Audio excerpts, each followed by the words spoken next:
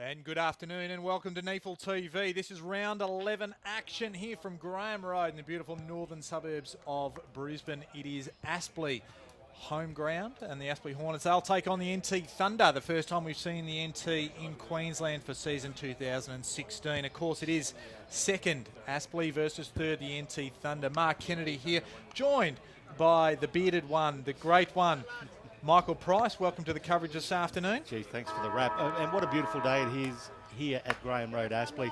About 23 degrees, sun shining, a little bit of cloud, but it's just perfect conditions for footy.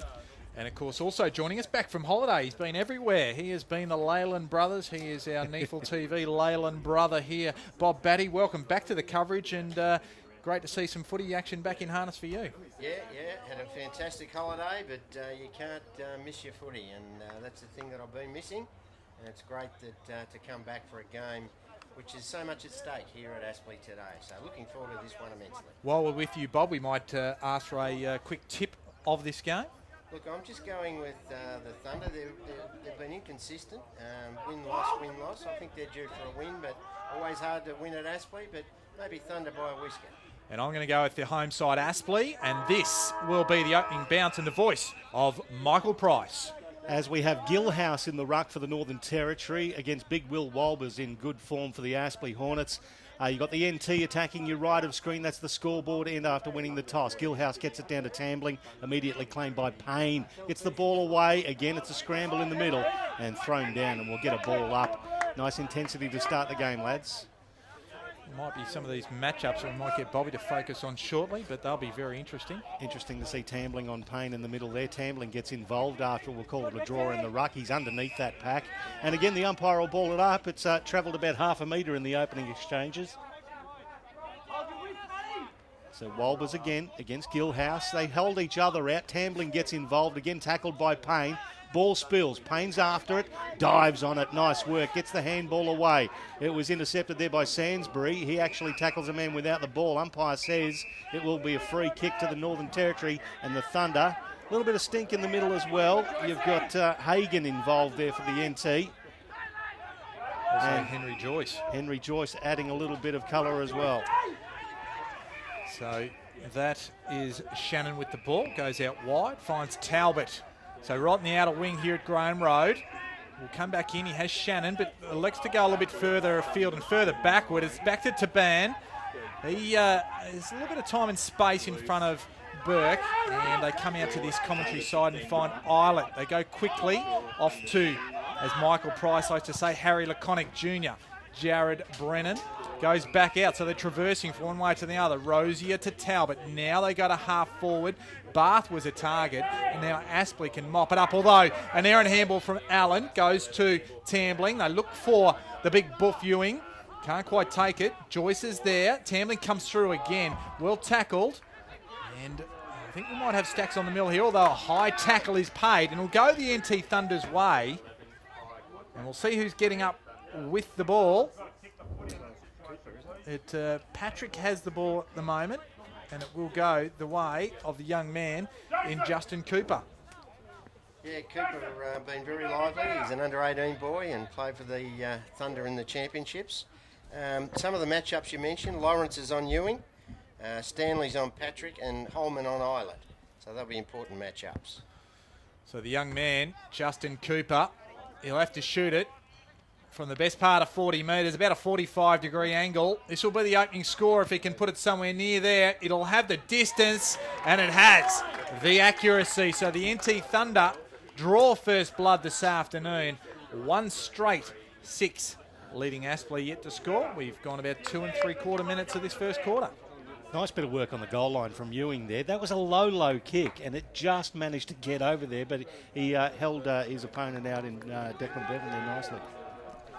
Yeah, good work from the Thunder. They've been in first for the footy. I noticed Tambling really using his weight and experience in those packs, but they have been in first, and they were beneficiary of the umpire's call there for the high tackle on the young boy in Cooper. And a good finish. As Michael said, wasn't a great kick, but Buff Ewing helped it through. And nice to see Richard Tambling getting heavily involved. He's on Matt Payne as well. That's going to be a cracking match up as the ball's bounced in the middle. Gilhouse gets there first. It was an awkward bounce. NT. Nice work there from young Rosier. Got rid of the ball though. It's turned over though. Aspley now making their way through the middle of the ground with Ives. Ives long inside 50. Could have been a hold there. Nothing doing. It was a nice snap though there from Declan Bevan. It was terribly sorry. On the left foot. Just scrubbed it through. And one behind result. So one other thing that we just failed to mention, and we'll get that in a moment, is that man with the ball is Ryan Holman, and he's a late inclusion for Joey Day, who is out with the flu this afternoon. So he is a late withdrawal. So if you're watching along at home and you're playing by numbers, Day's out and Holman in, as Holman brings it back inside forward 50, and Jared Brennan just takes the easiest of defensive marks. They go out wide, find Cooper. Cooper looking for his skipper in Cameron Island, gives it off quickly. Now to the run, ends up with Rioli, who got it from Shannon. Ball goes inside forward 50. Lawrence leads the charge, and he's got the big job on Ewing. Oh, the kick wasn't good one. Patrick intercepted it and just touched it over the line. And out of bounds it goes. The NT attacking 60 metres out on the outer side. Yeah, just a couple of poor disposals there from Jack Stanley was one of them, and then Doug Lawrence under pressure. So they've got to watch that, Aspley. Walbers does well, so does Sainsbury. Scoops it up, gets the handball away.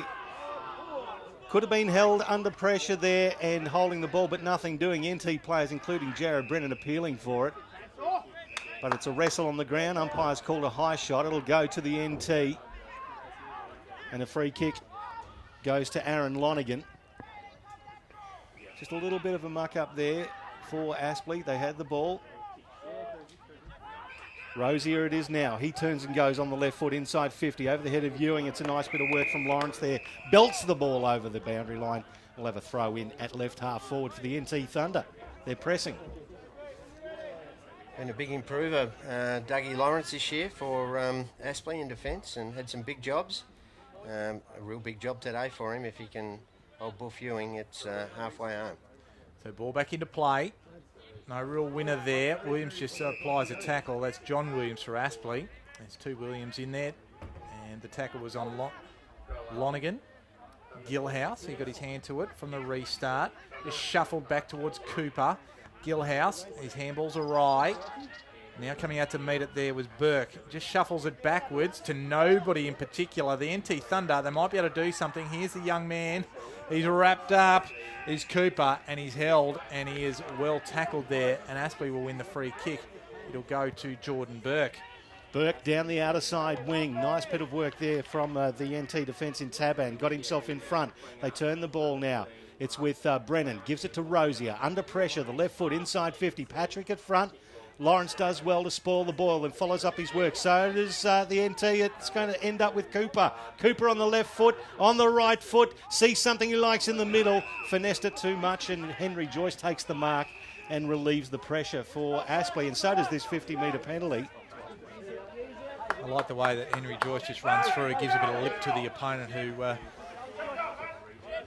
gave away the 50. A little bit behind the play there with Shannon Rioli and Matt Little, as the ball comes out to the commentary side wing with Jack Stanley. Stanley in front of us here. Again, a beautiful day here at Graham Road, Aspley. Perfect conditions for footy. He kicks long inside 50, looking for the man in Declan Bevan. It goes to Islet, shoots a handball over the top. It's turned over. Payne, he picks it up. Aspley, they turn it over. And here he comes again, little Rosier. He's hunted down by the big man, Jed Turner. Drops him like a suitcase, and Aspley are inside 50. And that's a beautiful pass, just a little bit too far, unfortunately. And the NT should be able to relieve some pressure. So Taban, he's the man that tried to relieve it. Didn't do too well. Coming in hard and putting the saddle on was one of the Thunder players. And it was Bath. He was trying to bathe maybe his opponent.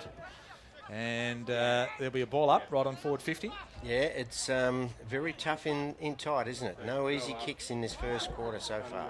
So Gilhouse does well. Breaking the tackles, McKee. We know he's a live wire. He comes back inside.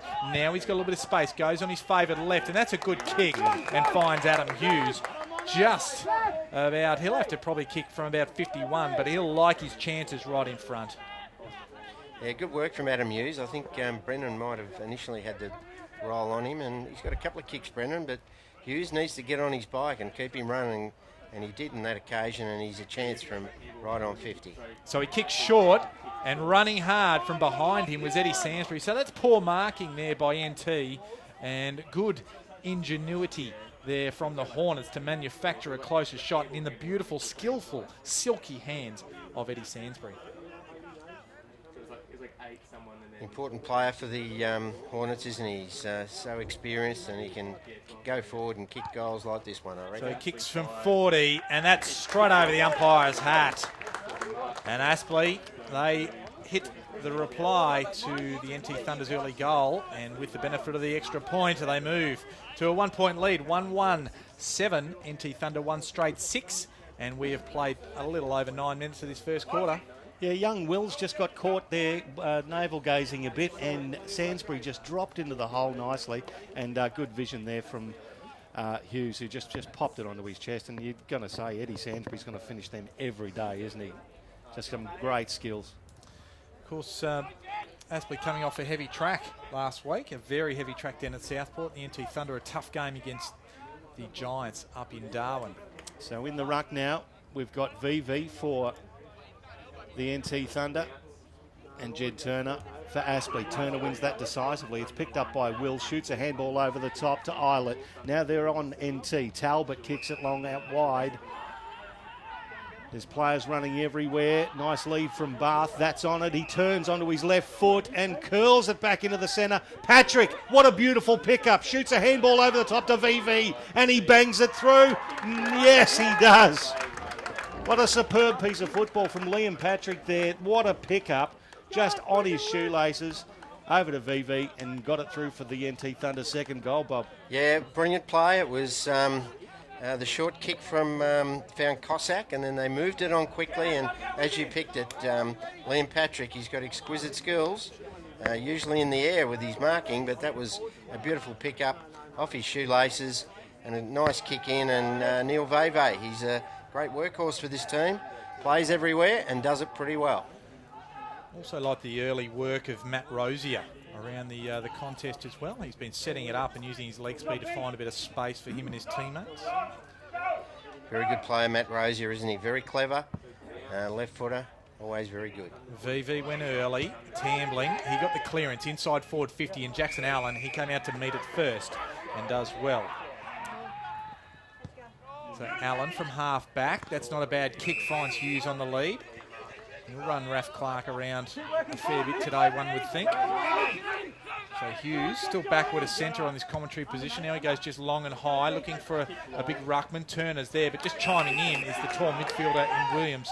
He goes around inside forward 50. The kick's a poor one. And Eilert, who's been forced to defend there, takes his marks, gets it out towards Jack Williams. The kick wasn't a good one. Now Williams just goes with the soccer skills. Eilert couldn't take it. Ainsworth is there, almost copped a high one. Now he feeds the ball out, Ainsworth. Now to Holman. He's dispossessed. The NT Thunder might come away with it, and Jack Williams for NT Thunder puts it in the path with Shannon Rioli on the outer wing. Shannon Rioli tries to tow it off the ground. Joyce spoils it though, gets it inside to McKee. McKee shoots the handball forward, belted as he got rid of it. The Aspley player in Hughes, it kicks long inside the goal square, and the NT Thunder have Samuel Talbot there to rescue the situation. He wants to move it on quickly, gets it out here. Nicely played there from the man in Shannon. He gets beaten for it now by Little. Little back to McKee. McKee scrubs one forward. Jed Turner, he gets collected, and he wouldn't let go of him, Ben Rioli, for dear life. He was trying to wrangle him, the big unit, into the ground. Great tackle from the little man. Bit of WWF there, Bobby. Oh, goodness, what a move that one was from Jed Turner. Fantastic, but yeah, good work there from the little fella to hold on. So VV just gets one forward and goes on the ground as Jed Turner actually just comes off for a spell, and the engineer, William Wilbers, comes back onto the field to contest the ruck. We'll give that one to Wilbers, although goes straight into the arms of Ben Rioli. Has his kick smothered. Ainsworth couldn't quite get an effective handball away. Now Tambling wraps it up. Talbot goes just forward to centre, going high. It was Hagan, couldn't take it. The big fist came from the defence. Now it's a race. Cooper and Payne. Payne, he'll win the day. He generally does. Good handball out to Toy. They can share it further afield. And that's Fletcher McIver, the Zane Taylor medalist from last week. Goes down the line and finds Declan Bevan. They've got men free forward of the footy. Goes towards Ryan Holman. Late inclusion. He goes to the left. Short one. And it was like he was kicking for Cameron Eilert in the first place, and he just obliged, although it went to the wrong side. He might be colourblind. He read it beautifully, did Eilert. Crosses the ball over to Bath. Now Bath chips it into the middle. The captain, Shannon Rioli, takes it. He takes off, shoots the handball to Jared Brennan. Again, laconically, he's in second gear. He's got all the time in the world, and have a look at that for a kick. He hits Darren Ewing on the chest, 45 metres out on a tight angle.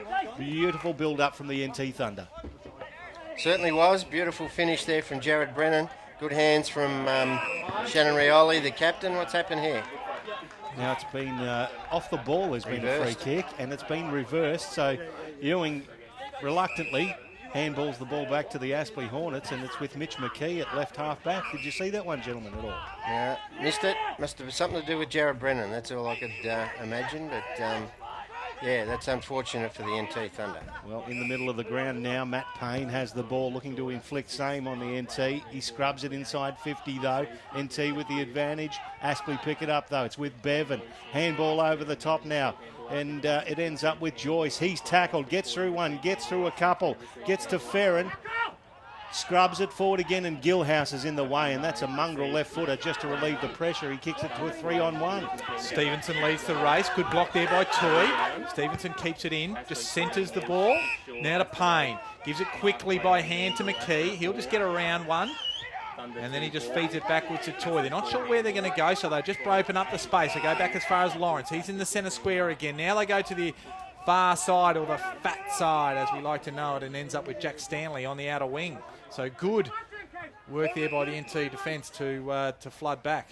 Yeah, they're working hard back there. Eilert playing back there, and the big Gilhouse is doing a good job back there as well. And Stanley's kick wasn't a good one as NT take control, and that's Richard Tambling with the ball at half-back.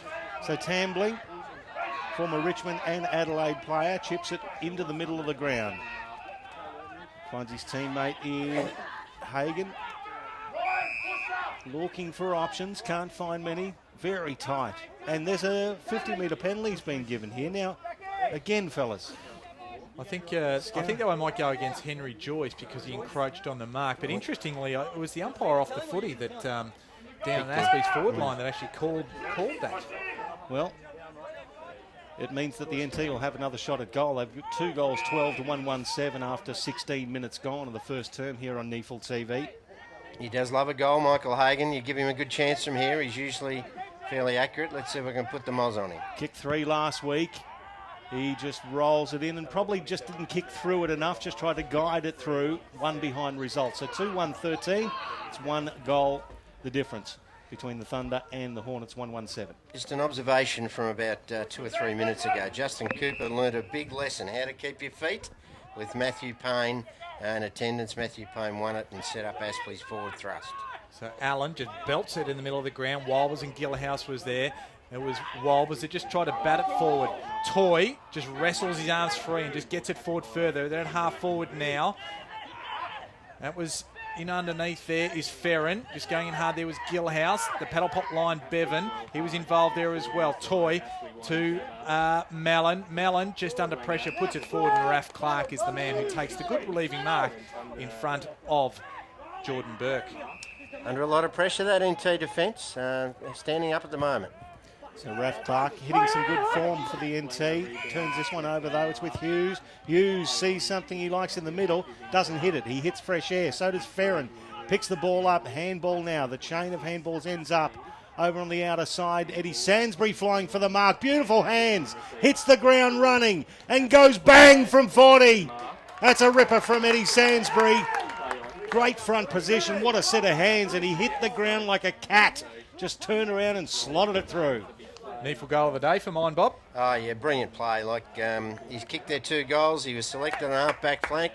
He's probably been running through that wing and half-forward area.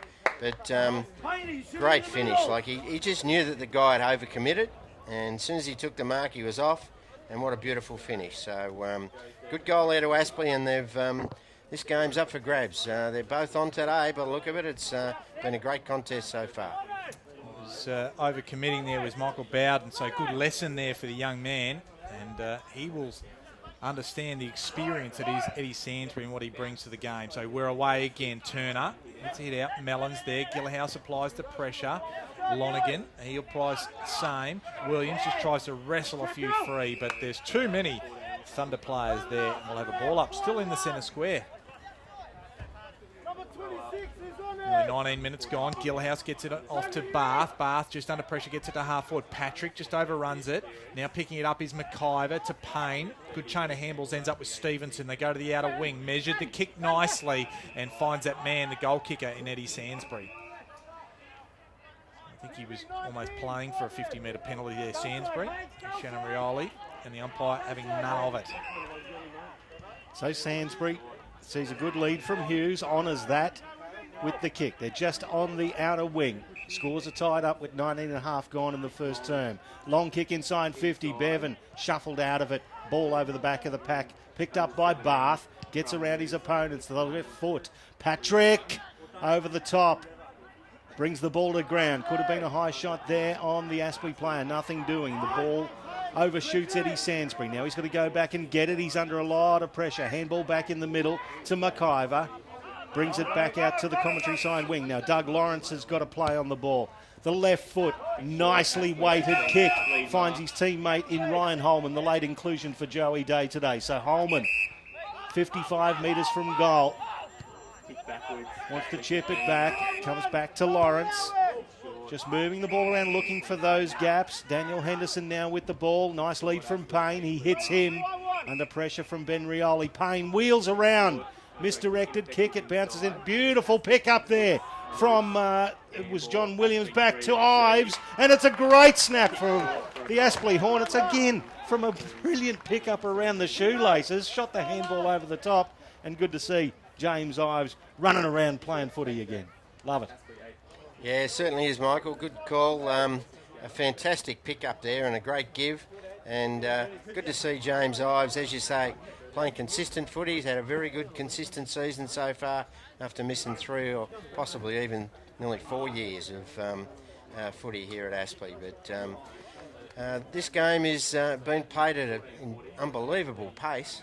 Both teams really hunting the ball hard, looking for options, not chipping the ball or kicking the ball long, but looking for people on the move, and looking forward to the remainder of this game. This has been a great start. Ball back in the middle. It's the pick up of John Williams, which was an absolute ripper there that set Ives up. The ball back in the middle, beautiful bounce. Over the top there was Turner. Mellon swoops on it. Williams to Burke. Now they're just running out to the boundary line, trying to link up with McKee. He just bustled off the ball by Rioli. Rioli wins it, gives it off to Vivi. A little bit of time and space, goes down the line long. And good strength there by McIver, but just getting the fist in there was Frank. Now, just coming hard the other way was Tambling. And Holman smothers the kick. Toy is wrapped up by Tambling. And they'll test his knee out because he had some knee trouble earlier in the season. And he gets up unscathed with the ball at half forward, commentary side. There's a bit of feeling in this game as well too. They've built up a bit of an intense rivalry, especially after last year's 1 point decider in the NT. VV does well, gets up. He's tackled beautifully by Jed Turner. Wraps the ball up right in front of the Aspley coach's box. We've got the Aspley coach and John Blair and his staff right beside us here in the NEAFL TV commentary box as well. VV slaps it down to Tambling. Tambling, it's a helicopter kick. It's high. At the back was Bath. He overruns it. Aspley defence could come out now. Henry Joyce under a lot of pressure from Patrick. He goes over the boundary line. That'll be deliberate. It is. He had other options. He chose the boundary line, and that's the penalty you pay for it with the rule changes. So Liam Patrick from 50. Fair call. Bob? Yeah, no, I agree. No, he certainly made his way straight over the boundary line, Henry, and I think if he had his time again, he'd do something different as they've chipped it across, and Cameron Islet's come down from defence and will shoot a goal. Just like the work of Reece Toy in the last 5-10 minutes. You mentioned Rosier. Rosier was killing them early, and Reece Toy's really made an influence since he's gone in on Rosier. So the captain, former captain, Shannon Rioli is now the captain, but Cameron Islet comes in. From 35, tight angle, starts it right, it's curling back. It's a beautiful kick from Cameron Islet. That's some exquisite skill. He's a great player. Former Grogan medalist as well. 3-1, 19 apiece. 23 and a half minutes played to the first term. It's a ripping game of football, as befitting a grand final rematch, boys. Certainly so. Second versus third.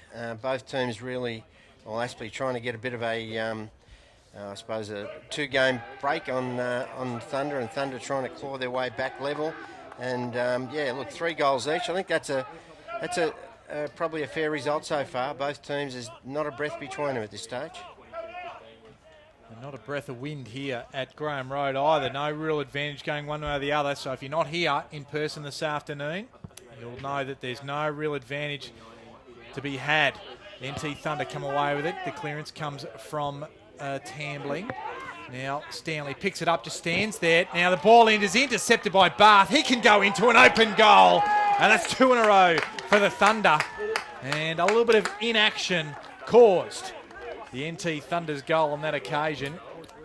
And that's a vital one. NT Thunder now with a break of 6 points. They lead 4-1-25 to Aspley, 3-1-19. Yeah, he's a good little player, Bath. Had 22 disposals last week against the GWS Giants and just finished off some good work. They're good intercept, but then the finish, Bob, that's what it's all about. They're the goals that you've just got to ram through and create a little bit of doubt in the minds of the defenders as well. A lot of their goals from turnovers and from stoppages in T Thunder. That's where they get the majority of their scores, and they've been very good so far. And one area that they've been dominant, the NT Thunder, is clearances. 9-3 in this first quarter, and Tambling has been right in amongst it. So the ruckmen are Gilhouse for the NT and Walbers for Aspley. Gilhouse wins that, but Walbers actually sharks it. Gets a handball away, as does Ives. It's intercepted. Could have been a free kick, the NT, for holding the man. Nothing doing. Ball stuck underneath several. And the umpire, number 23, will hug himself and we'll have a ball up on the outer side. So Tambling's had 4 clearances for the first quarter, 4 inside 50s to go with his 8 disposals. He's been very busy. He's involved again as the NT get the ball. Shannon Rioli now shrugs the tackle, has a bounce. Handball off to Rosier. Rosier now to Brennan. Brennan just that little 9-iron chip that Darryl White used to favour as well. But it gets turned over, and Aspley just long down the outer side. That's just a huge kick to get the advantage of ground. Islet does well. A lot of pressure there from Reece Toy. Takes the ball over the boundary line, and we'll have a throw in between wing. Just watching there, Michael, Buff Ewing copped a real bad corky there on that lead. I don't know whether it was an Aspley player that got in his road or one of his teammates, but he's rubbing that thigh. Looks like it's pretty well corked. So the ball back into play, out of side, half forward for Aspley. Ends up with Sandsbury, just missed his target, but getting back on there is Mellon. Mellon just inside forward 50, no real direction with the kick. And it just eludes Jordan Burke, who was trying to chase it down feverishly. So ball out of play, and we'll have a throw in. Some 30 metres around from Aspley's goal. Just a couple of errors back in Aspley's defence. Jack Stanley needs to be much cleaner and more decisive. Throw in. Bevan and also Gilhouse give it to the ladder. Tambling just kicks an up and under. Everybody looking for a bit of rain. Now Little just pounces on it, goes with the left, and it was skewed off the side of the boot, off the outside of the left and out of bounds on the full. And NT Thunder and Benny Rioli can repel. So they're leading by a goal, NT Thunder, with about 27 and a half minutes played to the first term. Hope you're enjoying the coverage here on NEAFL TV. Ben Rioli kicks it long towards Gilhouse. Built like a brick, Gilhouse as well. Takes it over. Mitch McKee takes the mark. Now it's the awkward looking left foot, but it's accurate. It's good. Hits his target, and the NT want to get the ball moving quickly with young Cooper. Cooper gets it into the middle. Finds Williams. Williams wheels around onto the left foot, long inside 50. There's a big fly. Aspley punch. Payne picks it up. Handball spoiled. Right in front of the scoreboard, we'll have a throw in. In the forward pocket for the NT Thunder. Aspley with a lot of numbers back, 80% of the field. The throw in, VV in front of Walbers. Walbers got it down. It's hoiked high in the air. Raf Clark takes a very good mark under a lot of pressure. He's 55 metres out, is Raf Clark. Yeah, fantastic gutsy mark there from Raf Clark, and let's see what he does with it. It's a shocker. It is a shocker. It evades Eddie Sainsbury. Talbot was running through, but just had to check himself because Stanley was coming the other way. Now he gets back on it, Talbot. He was almost leg. Umpire says no. Now off to Cooper. Just does a 360. Kicks it along the ground. Ewing, this way, that way. The ball ends up now with Bowden. He's wrapped up, so the pressure's good from Aspley. Lawrence, he can clear, get it outside forward 50, but Islet's there. Also there as with him is Ferrin, but the ball gets over the top and out of bounds, so we'll have a throw in 75 metres from the NT Thunder goal. Much better persistence there from the Aspley defensive unit. They were really hungry to get those tackles and lay those tackles and averted a certain goal. Walbers gets it down for Aspley. To Mallon now. Mallon kicks it high. Looking for Bevan. He's at the front of the pack. Punched away from him by Raf Clark. It's third man up over the boundary line for another throw in on the outer side. Late in the first term. NT Thunder leading by a goal in this grand final rematch. He's just got to be a little bit better with his kicking there, Eddie Mallon. Be a little bit more direct. A bit more productive as the ball gets slapped down now. He picks it up again, Mallon. Goes the 1-2 in tight circles. Gets it now to Sainsbury. Now they could move it into the middle. Dangerous looking kick. There was a bit of a rough effort there from young Cooper. And there will be a free kick to the Aspley player in Daniel Henderson. So Henderson now. It's a low kick. Looking for Ferrin. Goes over the top. Declan Bevan picks it up nicely. Butters up, does it again, gives it to Hughes. Hughes hooks it around. Big contest there, and just taking it nice and easy, doing it well, was Michael Bowden for the NT defence. It was good work. He outbodied Ives there. The kick went too short, so Lonergan, he's forced to play on. Still inside defensive 50, and Allen will be pinged there for holding on to Jared Brennan. And 40 metres out from the Aspley goal, Jared Brennan will take the free kick, forced to go and get his own footy as the siren sounds.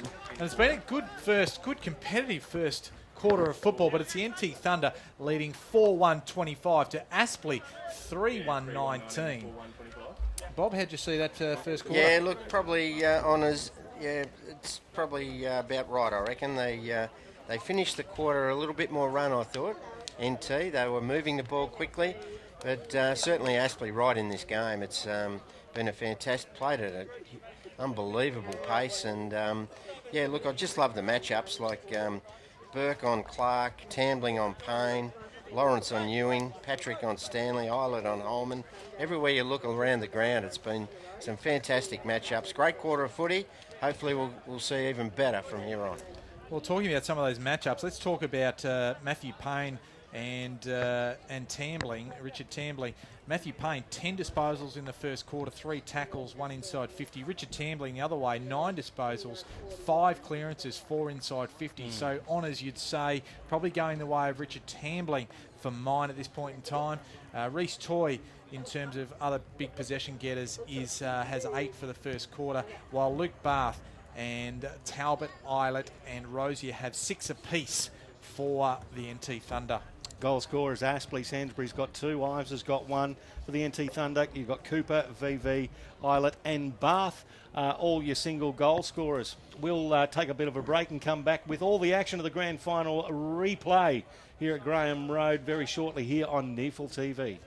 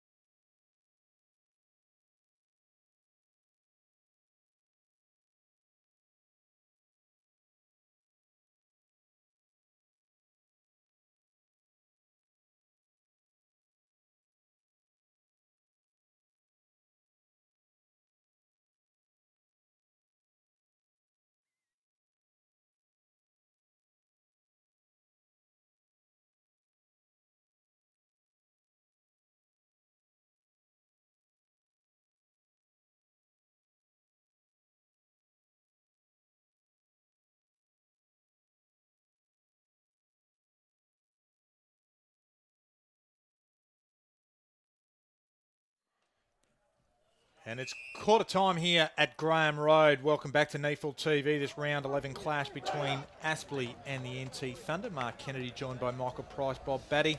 6 points, the margin in favour of the Thunder. It's been an entertaining first quarter. And this is the tune of the game, Bob. It's going to be an entertaining one right throughout this afternoon. Certainly will be, yeah. It's lived up to it so far. It's been goal for goal. NT got their noses in front with probably winning the last 5 minutes of that quarter. But a lot of good players on both sides. They're doing a good job. Lawrence doing a good job on Ewing. They're stopping a lot of drive, but need a bit more from down the Aspley forward line from Bevan and Burke. They're the two that really need to put their hand up for Aspley to get right back into this. Yeah, fully agree there. Adam Hughes doing a great job as that small centre-half forward, giving Aspley some kind of focal point. But their goals have come from the little men. Sainsbury coming off the half-back line, basically, or off the wing, and young James Ives. So it'll be good to see the big fellas get involved for Aspley. As we get the ball ready to go down in the middle, Mark Kennedy calling all your action for the second term here on NEAFL TV. Umpire number 23 is crouched over the top of it, ready to put it into the atmosphere. We're away in quarter two. Turner now to John Williams. Tries to get in the path of Payne. He's forced to dive in it with Tambling. They'll go head-to-head all day today. The NT Thunder, they win it away there. That was Cossack. Now to Rioli. That's Shannon Rioli. The kick wasn't a good one. Ends up back in the square. Getting around onto it is the young man in Shannon. Right to Boof Ewing, who just held his opponent Doug Lawrence off nicely. And I thought for a moment there that another Aspley defender almost balked in terms of getting involved in the contest. Bob, did you have a good look at that one? Yeah, I did. Yeah, look, Matty Payne probably could have got back there and got involved in between his defender Lawrence and Ewing.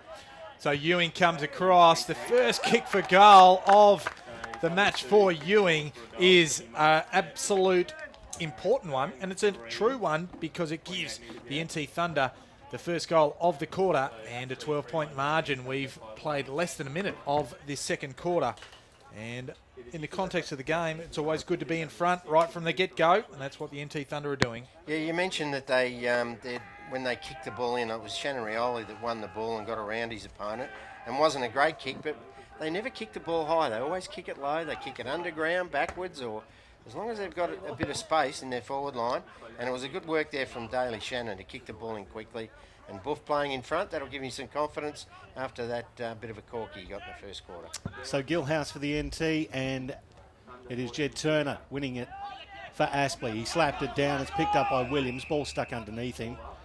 Players yelling out for holding the ball. Nothing doing. Jared Brennan helps his opponent up. The umpire will throw it up. So Gilhouse gets rid of his opponent in Turner easily. It's picked up by Payne. He's claimed by Tambling. Now, I think it was Rozier who got picked up and thrown down there. It was. Got ragdolled by Reece Toy.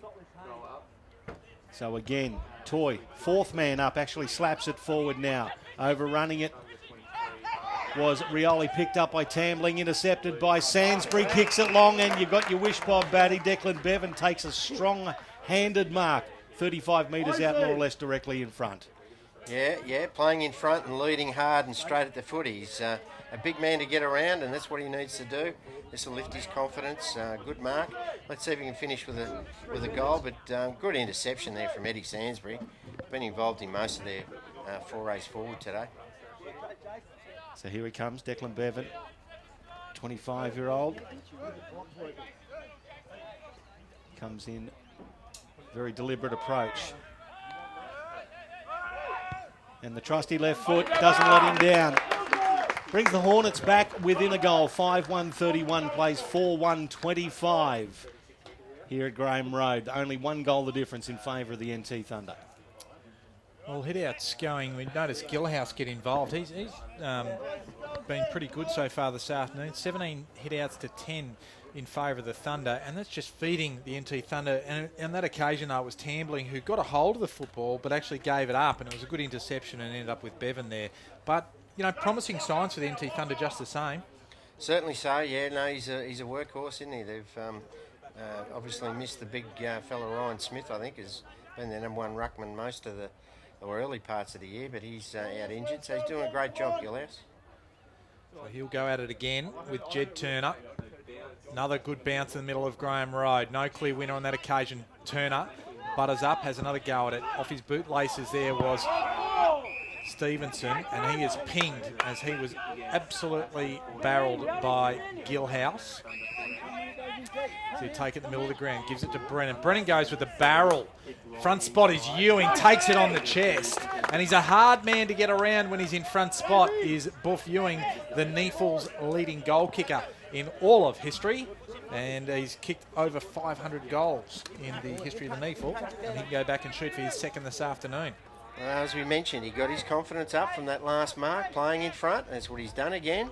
Gets that big body in front, and Dougie Lawrence is going to have to reassess as to how he plays him, I think, from here on. Well, it's interesting with Jared Brennan. He actually went for the torpedo, and it just fell short. But if you play in front, you take the benefit.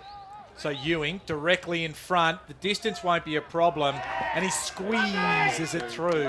And that's his second for the afternoon, and extending the lead to 2 goals again is the NT Thunder. 6-1-37 to 4-1-25. You mentioned it earlier, Bob, about the way the NT scrub the ball forward sometimes. They keep it nice and low, they kick it backwards, subterranean balls. That was the chaos ball from Jared Brennan, just the left foot mongrel torp, and it was always going to drop short, as you say, Kanga. And Darren Ewing, you're never going to get around that man once he's set like a gel in front position. So the NT, 12 points the margin, 6-1 plays 4-1 in the second term here on NEAFL TV. Hope you're enjoying the coverage live from Graham Road. Aspley attacking the goal to your right of screen. NT obviously to the clubhouse end at the left. It's VV versus Turner for Aspley. Turner gets it down, Mellon gets it, and then he gets offloaded. The ball hits the deck, and it's a scramble. We'll do it all again in the third circle. Plenty of players around the ball now, as Turner does well to get front position. Getting it out was Ives. Hooks it inside 50. Front position could have been held was Williams. Nothing doing. Ben Rioli gets it. Comes off of the outside of the boot. Hagan now. Will it bounce kindly for him? He's got Stevenson on his hammer. And they did well in the end, the NT. Rosier, the handball over the top. He actually turns it over. It ends up with Mallon. Scrubbed forward for the Hornets. Picked up by Eilert. And they should get out of here, the NT, through Ben Rioli. So Rioli goes from half back up to half forward and taking a good mark. There was the Thunder. They play on quickly. Rosier with the ball. The entry inside forward 50, and it's a good one. And coming out to meet it was that man, the Buff, the big unit. He'll go back on the trusty left and shoot for his third. Great ball movement there from the Thunder. Eilert was involved. Got the ball out wide. Certainly Rioli was involved, and what a beautiful kick from Matthew Rosier on his left. So Buff Ewing, it was beautiful off the boot. It was better than the first two, and the Thunder say it's better as well because that's another one. That's his third, and they move to 7-1, 43, and a dangerous margin it is. Aspley now 4-1, 25. The margin out to 3 goals now, and we have played only 7 minutes in this second quarter. Mentioned earlier with regard to the kicking into the forward line. At times is underground, out wide, whatever, but that was just beautiful football. Matthew Rosier on his left foot, centimetre perfect to Buff Ewing, and his confidence is sky high now. 3 goals in this second quarter, and yeah, you're going to be hard to stop. Hard man to stop. 3 goals in 7 minutes. Not too bad. Talk about impacting a game. VV versus Walbers. Walbers decisively gets it down. Williams. Oh, he's absolutely hammered there by Jack Williams. That's John Williams. That's Williams on Williams. So John Williams long inside 50 after getting the push in the back.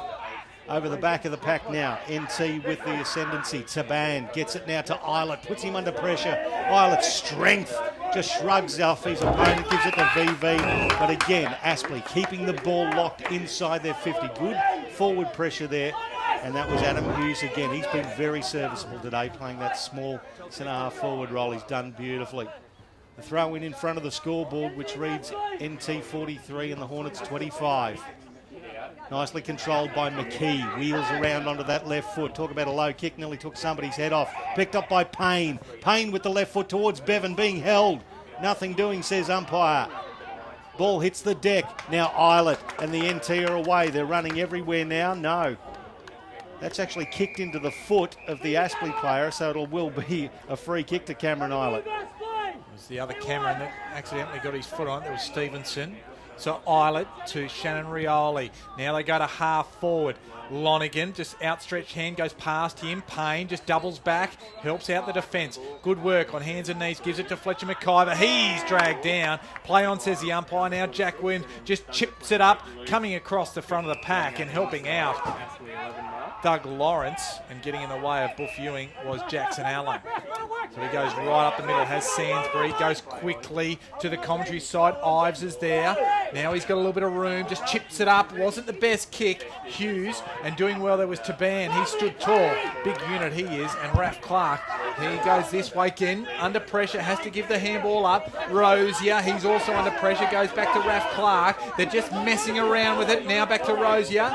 Short handball finds Brennan, and he does what he does best, being a bit laconic, but it might work out here, although coming the other way is Henry Joyce, and he does well as a play on, and going hard there was Hagan. Lonigan's under there. This might be tied up here on this scoreboard wing. A couple of almost high tackles there. Perhaps early on in the year they might have looked like higher tackles. Yeah, good umpiring though to let that go, I think, if you duck his head a bit. Good call there, Bob. As Joyce comes in, he gets absolutely hammered. The ball stuck underneath him. Still plenty of feeling in this game. You could feel it coming from, as Jono Williams gets another little bit of, I suppose, attention from Hagan as well. Somebody down off the ball, and the umpire from off the ball has called it. It is Samuel Talbot who was put down. Now the NT with the ball. Nice crossing ball, intercepted by Ferrin, still controlled by Shannon Rioli. Kicks it out now to Islet. He's got room, he's got time, and he's got skill as well. From 50, oh, the nice balk. Bit of a dodgy bounce in the end, and an overcooked handball put Rosier under pressure. Now Aspley, the defence, should be able to clear, but no, just enough to give it to Gilhouse. Now back to Raph Clark. He kicks it long inside 50. Here's a big fly of the pack. It was Brennan who crashed the back of the pack, and Sainsbury toes it towards the line. Little. Can he control it? He does. The handball to Ferrin. Now Aspley should be away through Sainsbury. Sainsbury long down the outer side. Goes to half forward with the additional height there was Jordan Burke. Measured it well and caught it well. Now open forward line. Who's running? It's McKee. Rioli's there for the NT Thunder. McKee's there first. What can he do? Lending support and coming in and helping nicely was Shannon Rioli. They'll mop this up easily now. And it is Raph Clark who gets the kick away. Gilhouse can't take it, so he gives it back to Raph Clark. They come out towards the interchange. The kick was a horrible one. Henry Joyce gives it back to Toy, and they've done well here. Ends up with John Williams. He just takes the mark, stands up, can kick for goal. It's a horrible kick off the side of the right foot, and only registers one behind, and that is a missed opportunity for Aspley. Yeah, had more time than he probably thought there, Jono Williams. He's important play for Aspley, but that was a poor kick. But it's real game on. It's going from end to end very quickly. Now Rosier outpointed his opponent. Now gets it off to Bath. Bath chased down. It was Payne who grabbed him. Looking for a free kick. Nothing happening. Now the NT in the middle of the field with Daly Shannon. Shannon looking at Tambling running through the guts as well. He circles. Now just chips the ball back to his captain in Rioli to steady the ship to right half forward. That's a good looking ball. It was Michael Bowden who was juggling the effort there. Payne came in, then turned the ball uncharacteristically straight over to his opponent in Tambling. Tambling finds Jared Brennan, who probably dropped what he should have taken. Aspley should be able to clear it now, and they do. Or have they? No, they haven't. Bowden, that's holding the agate, surely. Nothing happening. Aspley finally clear it. It goes outside. Not one for the archives, that one. Out of bounds on the full, Kanga. Yeah, it certainly was, and that was a horrible piece of defensive play from Aspley, just making a mess of it, although Jared Brennan should have taken that mark as well. Yeah, just looking at him, he's really wringing that hand. I think he's got one right on the end of the fingers, and he's really struggling with that hand. Islet with the kick in, couldn't find a target. Patrick gives it off, looking for Tambling, goes backwards, outside his attacking 50, Rosier, just stops, props, goes one way then the other. Now they might be able to mop it up, Aspley. Ives, he's generally good with the ball, although under pressure he has to kick it forward. Eludes everybody, goes to the outer wing here. McKee swoops on it to Ban. Well done. He provides the pressure and won the day, and he gives it to Ben Rowley, and they go to half forward again. Turner comes over the top, affects the spoil, but they've got the numbers. Shannon off to Lonergan, and they go for goal. And that was a decisive blow. In fact, it was Luke Barth with the kick, not Lonergan, and that was a beautiful, constructed piece of play by the NT Thunder. And what about the defensive work by Taban out the back there, which really started it moving? Yeah, no, give him full credit for that. He set that goal up, Patrick Taban. He was outnumbered, put his body in, won the ball. Loved the work of Shannon Rioli in the last 10 minutes or so. Really lifted the captain of NT Thunder. And Michael, that was one of the goals of the day, I think. Well, as far as ball movement goes, they don't do it any quicker, do they? The NT Thunder just move the ball quickly, and they've just got that electric speed from hand and foot as well. So when they're getting rid of the ball, they're getting rid of it very quickly and accurately. Jed Turner gets the ball down for Aspley, picked up there by Ainsworth it was, dropped it, ball stuck underneath, plenty still to do. The umpire will say we'll ball it up now. Ainsworth tried to run away with it, and Vivi said no. A bit like Steph Curry and LeBron James the other day after the foul had been given. Just a little one. Just ball up in the middle again. VV keeps his feet, does well. Now Little involved for Aspley.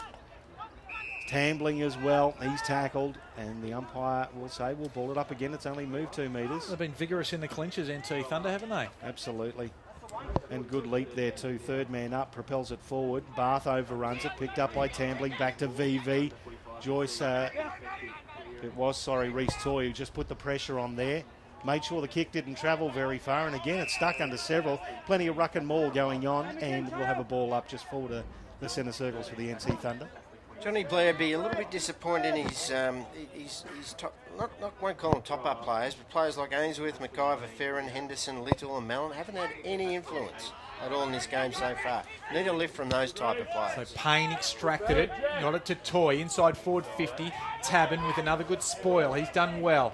Burke couldn't get it. Raf Clark, nice handball, just whacked us with Cameron Island. He gets it back again, goes to the wing. Stanley applies the punch for Aspley. Coming to barge his way through was Tambling. He's dispossessed and a good tackle by Stevenson. Advantage is paid, and Payne gets it off to Mallon. He fumbles what he probably should have taken the finish, because it was a bullet-like pass though. Gets up, goes for McKee, and McKee gives the free kick in the marking contest away, and it will go the way of Ben Rioli in the back pocket for the NT Thunder.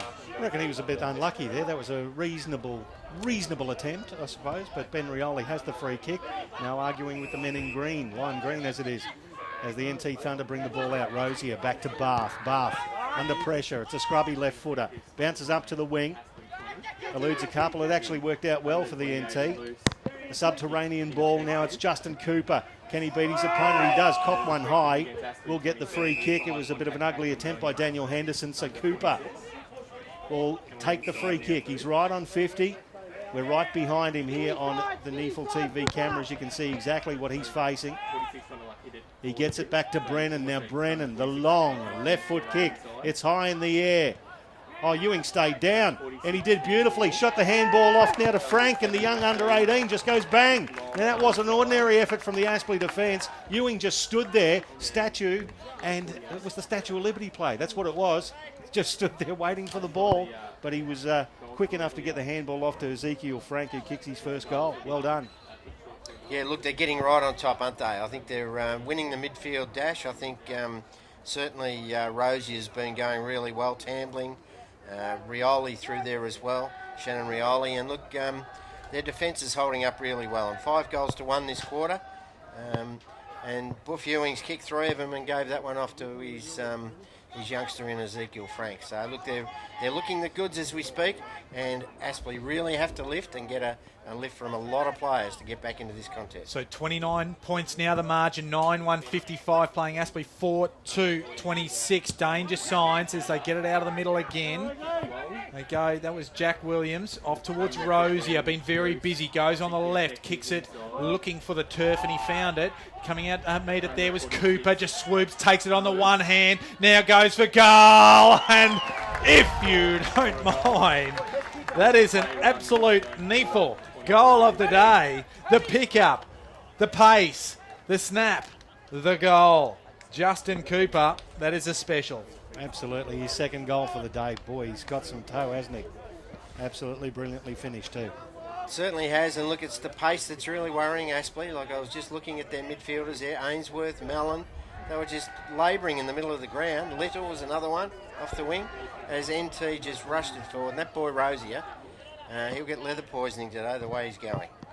Well, interesting stat here, boys, is that inside 50s are going the NT Thunder's way, but it's 25 to 23. Yet Aspley have only had 6 scoring shots. The NT Thunder, they've been far more efficient. 10 goals, 1 for the afternoon. So they have taken their opportunities. And Matt Rosier, 14 possessions for the day, makes him the NT Thunder's highest possession winner. Matt Payne, 17 for Aspley.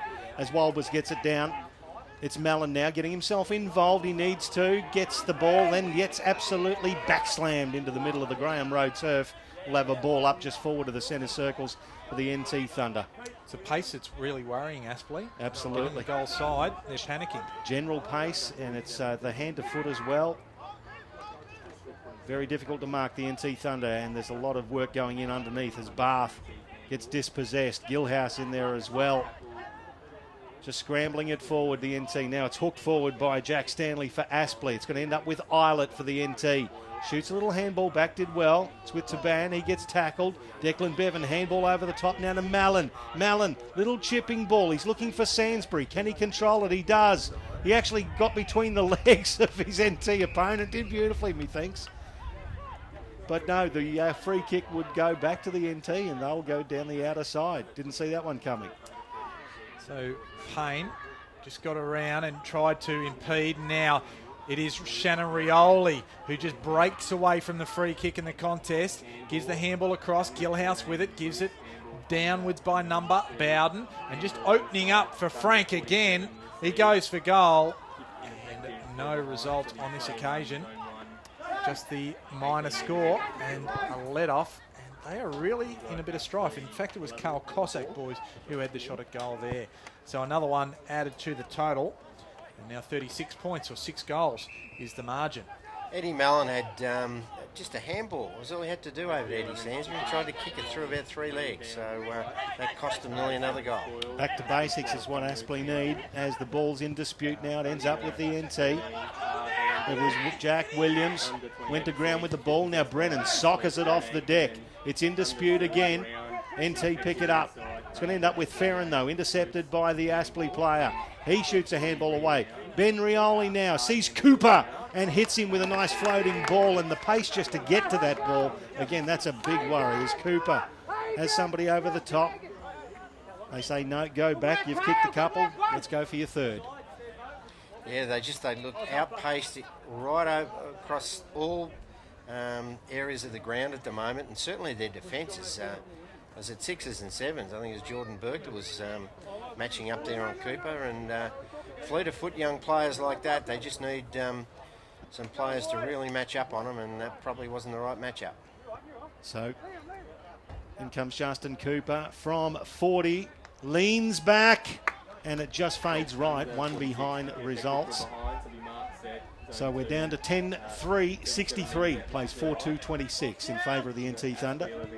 Allen brings it back in, a beautiful kick on that occasion, finds Toy. Only had the 2 disposals last week, very uncharacteristic of him. He's already into double digits this afternoon. Well, ends up with Hughes. The kick wasn't a good one. Ives to McKee, tries to fend one off. He manages to get through. Now handball. The handball hits the ground as well. Bevan, they still control the ball. Now to John Williams. Put it in the path of Little. Little forced to do a little bit of work to try and mop it up. Lonigan, he's there as well. He just dives on it. He might be in a bit of trouble because I don't think he's given any great effort, but the ball is just wrestled over the line, so the umpire will signal a throw-in.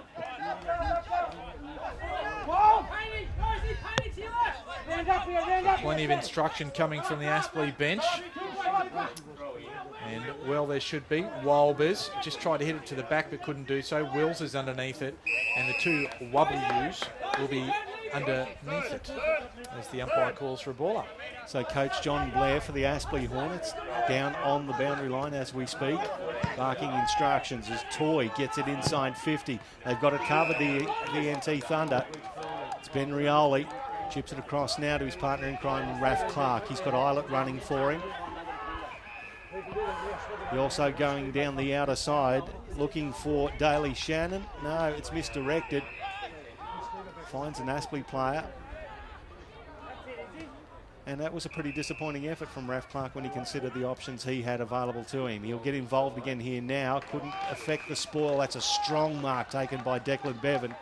And he does that about 25, 30 metres right on the boundary line. It's going to be a tough kick from there. Yeah, badly needed goal though. They need one to just give him a bit of a spark. And he's on his wrong side, but he is a long kick. He'll get the distance easily. Can he thread this one for a badly needed goal? He's kicked one, leans back, the left foot, starts left, stays left, one behind. So it's back to that 6-goal margin, 36 points. Has the wet weather last week, we know that was horrendous conditions, Southport versus Aspley down at Fankhauser last week. Do you think that might take something out of the legs of the Hornets? Well, it was going to be an actual question I was going to pose, and I was obviously covering for NEAFL TV, and look, they didn't play 4 quarters of footy. Of course, the game was stopped early due to an injury for a Southport player, so I think Aspley would have been happy with that, but they just don't look like they've got the same zip as the NT Thunder just at the moment. He played in dry conditions. Wills cleverly up to Tambling up towards Patrick. It just bounced off his chest. He's just looking for it at ground level, can't find it. Toys there, off to Joyce. Joyce tries to measure one, gets it off to Hughes, and Hughes will take the mark. Near centre half forward, true centre half forward. He goes inside forward 50. Mallon. He was the intended target along with Bevan. Mallon just swoops on it. Sansbury tries to get to the front. Now trying to come through was Jack Williams, just trying to repel it. Gets over the top of the contest, ends up with Veve. Veve now to the wing. Jack Stanley just takes an easy mark. And the kick was not a good one. It misses the target off the hands of McKee, out of bounds. And little things like that are not going to help you, Bob Batty. No, certainly not. And that's about the 3rd time he's done that today. Just laconic, lazy, and he just needs to get back off the mark and kick the ball properly. But look, one player I haven't mentioned all that much, but he's been fantastic in both quarters, is Luke Barth. Boy, down Geelong way, he's been very instrumental in through that midfield and linkage for NT, and I loved his game so far. Yeah, had a cracking game. Kicked a couple of goals as well on top of his 22 disposals from last week, so he's a nice little patch of form as Vivi gets the ball down. Ainsworth can't control it. Battles on manfully though. Turner gets involved at ground level. So does Tambling. The umpire's blown the whistle. We'll get a ball up just in front of the NEAFL TV cameras on the commentary side of the ground.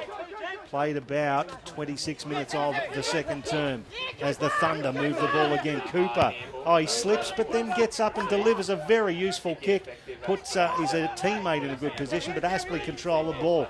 Doing well, Jackson Allen. He's tackled ferociously, gets the ball away. Now Cooper does well. Spins with the left foot, hits Ewing.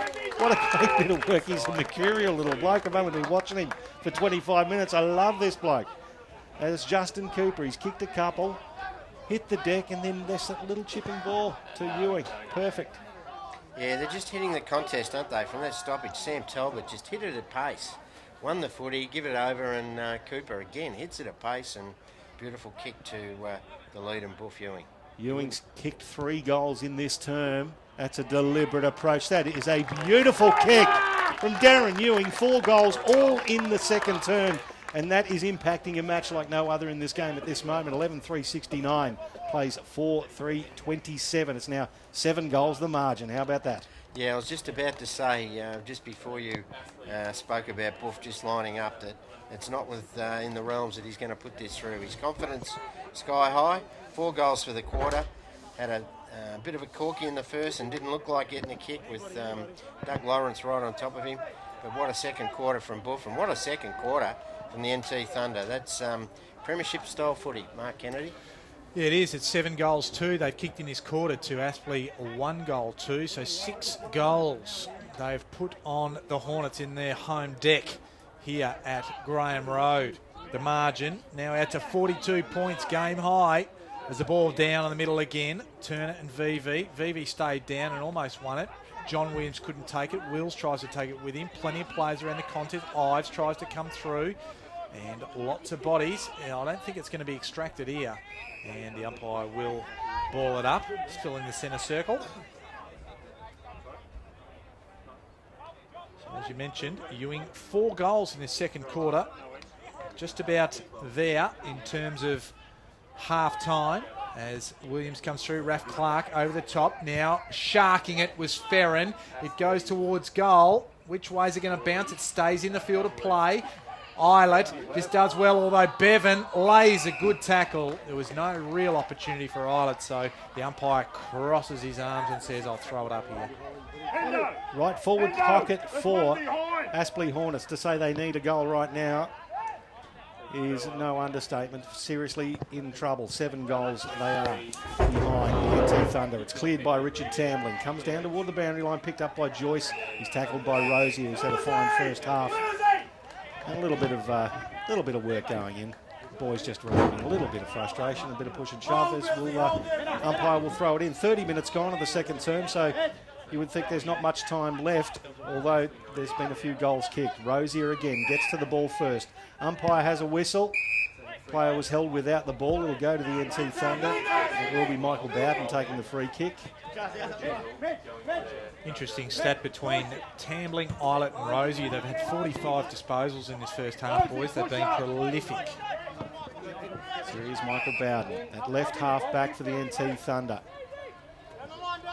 Surveying his options, he gets a little run from Tambling, Brennan as well. It'll be VV who's the target though. Gets in front of Turner. Turner did well. Punch the ball away from VV and it'll be a throw in just in front of the interchange gates for the NT. Yeah, look, he's just a workhorse, isn't he, Neil Veve? He hasn't been dominant today, but gee, he's second. You know, he's together with Gillhouse. They've won the hit-outs and they've really worked hard around the ground. Here they go again, this time coming over the top of his own player was Lonigan. And Jack Williams was like a deer in the headlights. So he got absolutely poleaxed. Well, that shows the intent that they're going at the football here in the clinches. Turner won the hit out. Rioli went off the deck. That was Shannon Rioli. And Payne lays a tackle, and we will have a ball up very close to the boundary line. There's Matthew Payne. He's had 17 first half disposals himself. Probably just hasn't been as damaging as he could have been thus far. Ball up again. In there is Sainsbury. And the umpire says we'll just keep it close by and I'll throw it up. It's incredible when you say 17 possessions and he's lowering his colours to Richard Tambling. Been a fantastic first half from Richard Tambling. So hitting it the way of the boundary line was Jed Turner, and the siren sounded, so there'll be no free kick either party, and that is half time. It's been a dominant second quarter for the NT Thunder, 7-1 in that quarter, and now they lead by 42 points at the main break. The score is 11-3-69 to Aspley, 4-3-27. And what about those 4 goals in the second quarter, courtesy of Darren Ewing, to add to the singles by Bath, Cooper and Frank in that particular quarter, with only Declan Bevan answering for the Hornets. Yeah, well, look, actually they really got on top right through, all over the ground, in fact. Darren Ewing's 4 goals were fantastic finish. But look, he had plenty of mates. Raf Clark down back. Shannon Rioli was brilliant in the midfield. Rosier, Eilert was solid down back. Luke Bath, I mentioned, very good. Ben Rioli, solid down back. Neil Veve working very hard. They've winners everywhere. And alternatively, you look at Aspley and in their first half, you'd say Matty Payne, Adam Hughes, Eddie Sainsbury. Probably after that, Jono Williams, and then you're struggling. So no wonder they're 7 goals down at half time with so many good players and probably so many players out of form for Aspley. Absolutely. You said it about the big unit in Darren Ewing. How are Aspley going to get back into this game? What do they have to do to turn the tide around? Seriously, they have been absolutely smashed in that quarter and smashed with pace and skill. We know that they're a bunch of hardy professionals. Aspley, what do they do to come back? Well, for me, I think they've got to stem the tide through the middle of the ground. They're not being as effective as the NT Thunder in there. And I think, I mean, we've mentioned Tambling and Rosier particularly, but the bigger bodies of people like Bath and also even Jack Williams and Daly Shannon pushing through there and Lonigan have really caused Aspley a little bit of a heartache because the smaller bodies of Ives and also Payne haven't probably been able to be as really damaging with the football as they would ordinarily. And, you know, credit to the Thunder because Gilhouse and also Vivi really have probably taken the honours over their counterparts in Turner and also Walbers in that first half. So for me, it's in that midfield that Aspley really need to arrest the slide. No doubt at all, they've been smashed in there. Maybe Reece Toy back in there, getting back in. Maybe even someone like Fletcher McIver give him a real run. Well, we'll be back after half-time. It is the Aspley Hornets trailing at half-time, courtesy of an NT Thunder avalanche in that second quarter. 42 points is the margin in favour of the NT Thunder.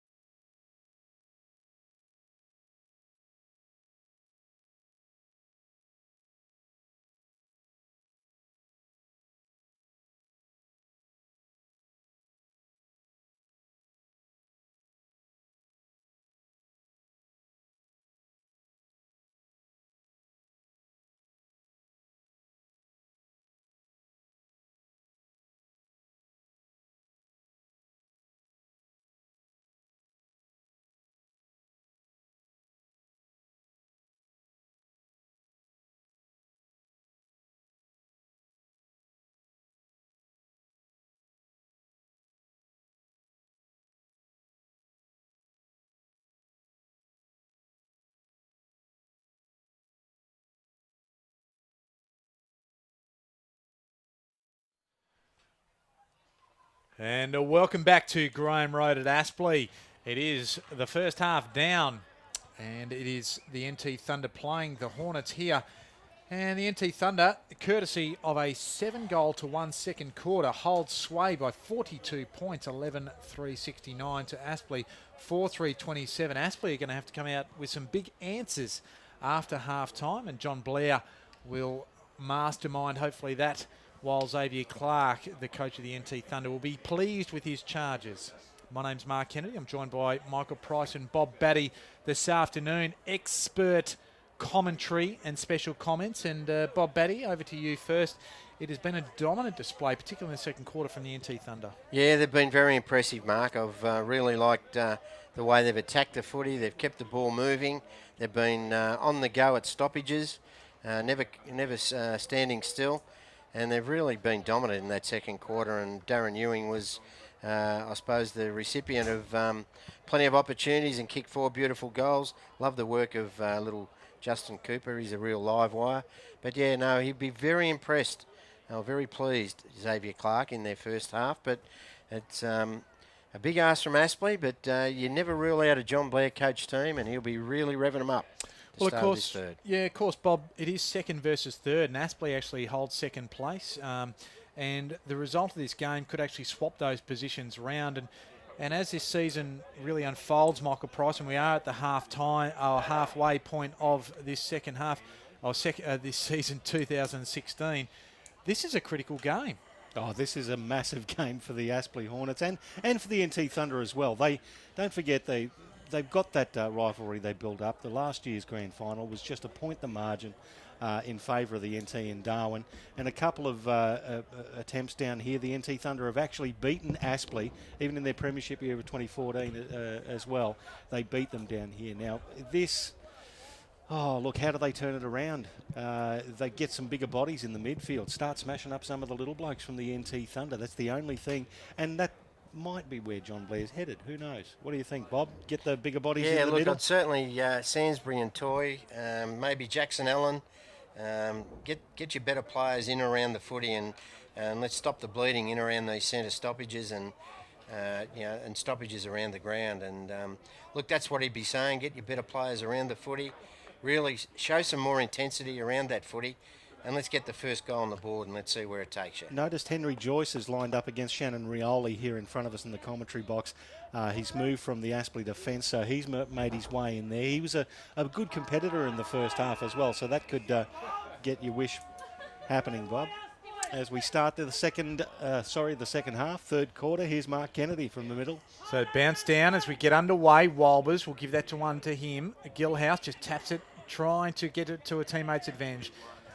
Mallon, he's upended as he kicks it going Aspley's way. Hughes can't quite hold it. Raph Clark affected the spoil. Jack Williams for the Thunder just kicks it from whence it came inside the centre circle. Now he gets back on it. Jackson Allen goes up towards Cameron Stevenson, who came hard and met Talbot. Talbot's down. It was a fair contest. And that was Stevenson still involved in the contest. The umpire might ball it up. It's not going far, although it does come out now. Little just tries to impact the contest. Can't do so as Talbot gets back to his feet. Brennan's there. He can't do too much with it as well. And surely we are going to have a ball up and a pretty hectic first 30 seconds this third quarter. Back on his feet, young Talbot, so he showed a lot of character there to get straight back up. Gilhouse gets the ball out. Brennan chases it, toes it off the deck. Keeps going, takes a tumble, loses the handle on the ball. Jack Stanley picks it up and Brennan does enough to actually put him off his kick. The ball goes over the boundary line. We'll have a throw in on the outer side, just forward of the wing position.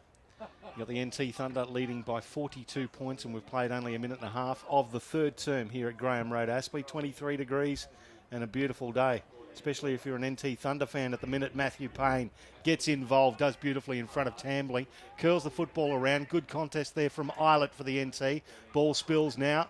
They're going to be able to run it out via handball, and they do nicely. It's with Michael Bowden in the middle of the ground. Kicks it inside 50. Now, it was Jackson Allen who probably could have affected that contest, didn't get involved, but now the Aspley defence have control, and it's with Henry Joyce at left half back for the Hornets. So Joyce kicks a short one, under pressure to Payne. Payne, he might cough this up. Handball, now it's turned over. Liam Patrick, the former son, he kicks it inside 50, going for goal. And just touched on the line, so a let off for the Hornets. And it was Jordan Burke who just got back onto it.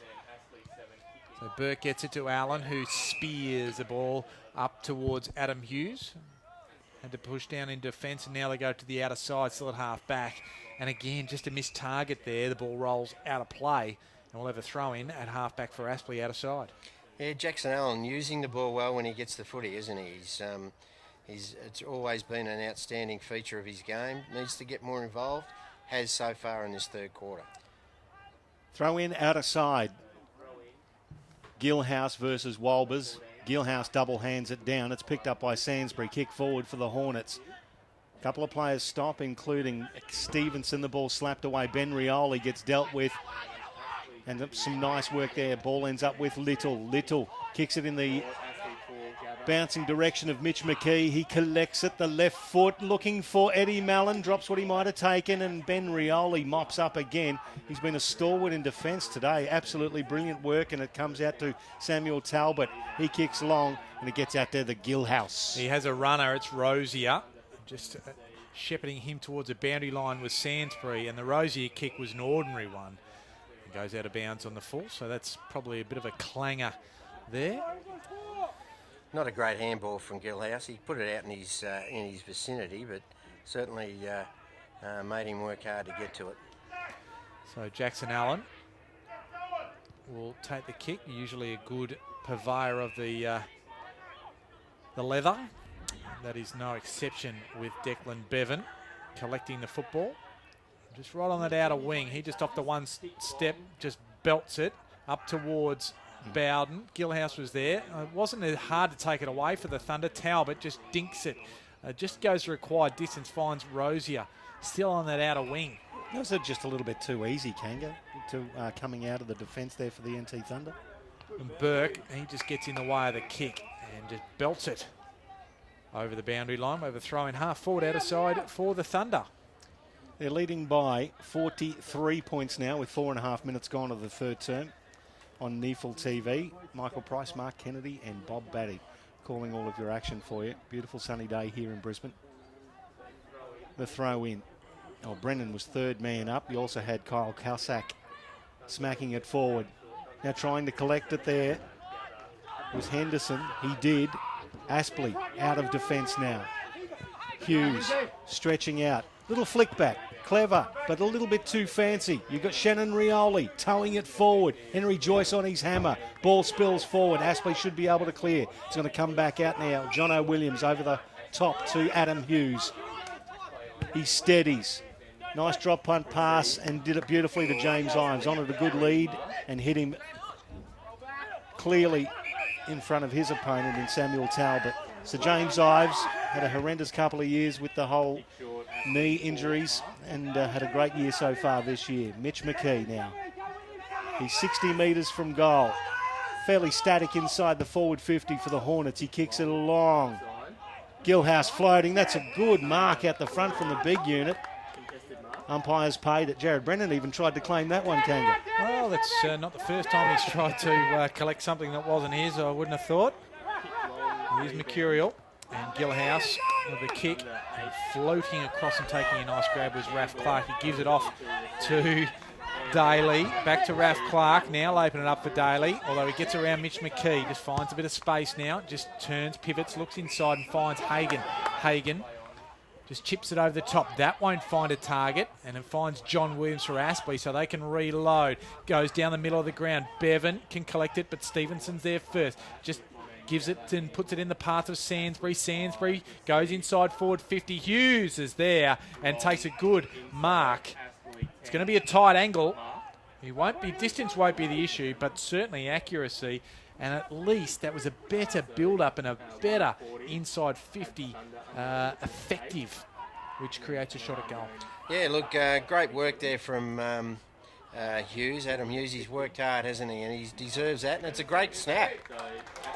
Looks good off the boot. Yes, it is a goal, and good work ethic there from Adam Hughes. He was the one that worked hard down here on the wing.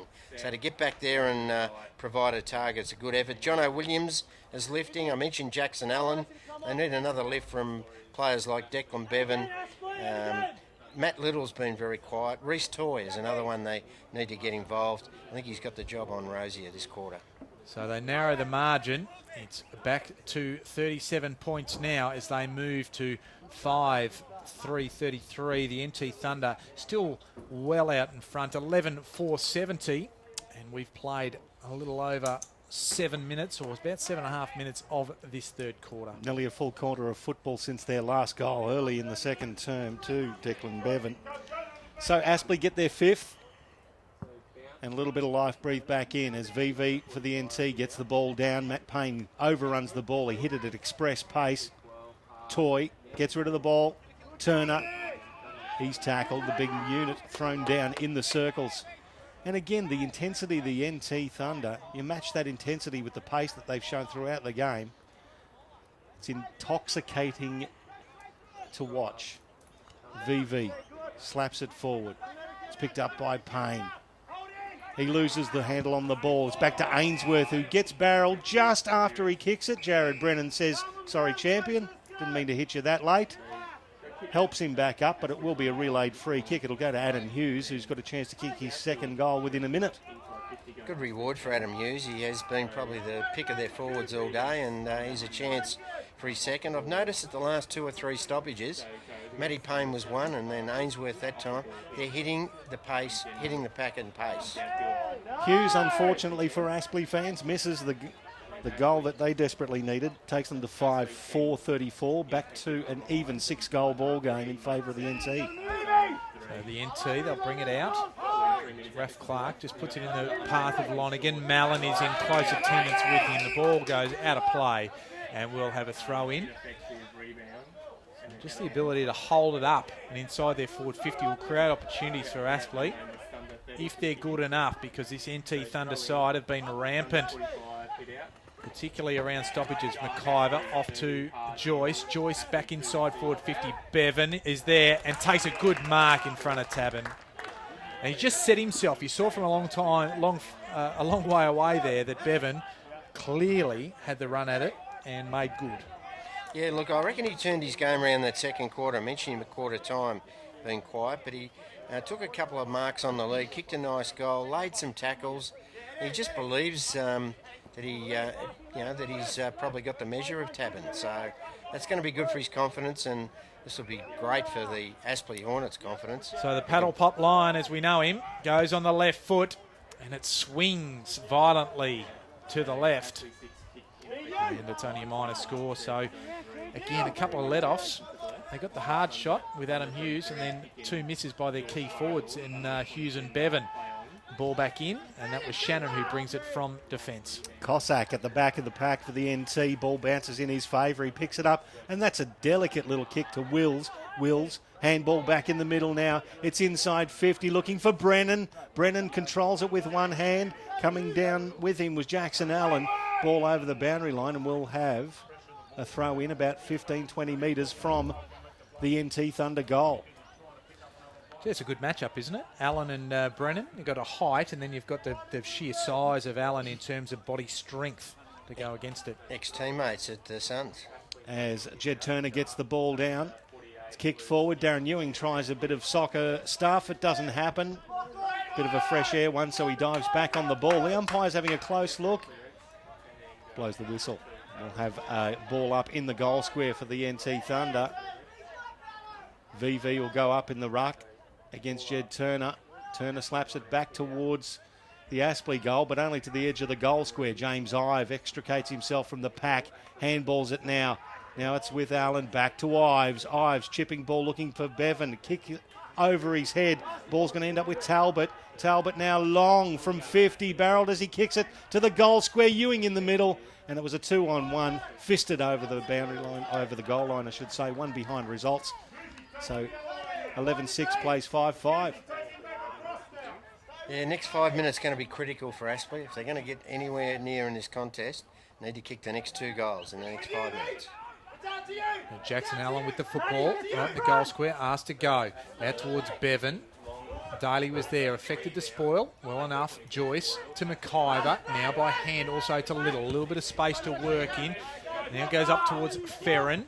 Just eluding Bowden, although Bowden just keeps his feet well. Taban, good chain of handballs here, ends up with Ben Rioli under a bit of pressure, but manages to get out and evades too. Takes a little sneaky, cheeky bounce and gets it to Shannon Rioli on the wing here, right in front of us. Gives it quickly to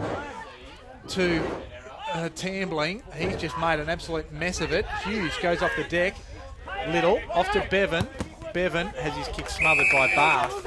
And ball out of play, just right in front of the NT interchange bench there. Probably the handball that Shannon Rioli didn't need to give Richard Tambling. He called for it, so he clapped his hands to make sure that he knew he was there. Probably could have dealt with it himself as Gilhouse beats Turner for the ball.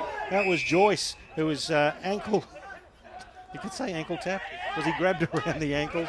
It'll be a free kick anyway. Henry Joyce kicks into the middle of the ground for Aspley. Umpire has got a player down behind the play.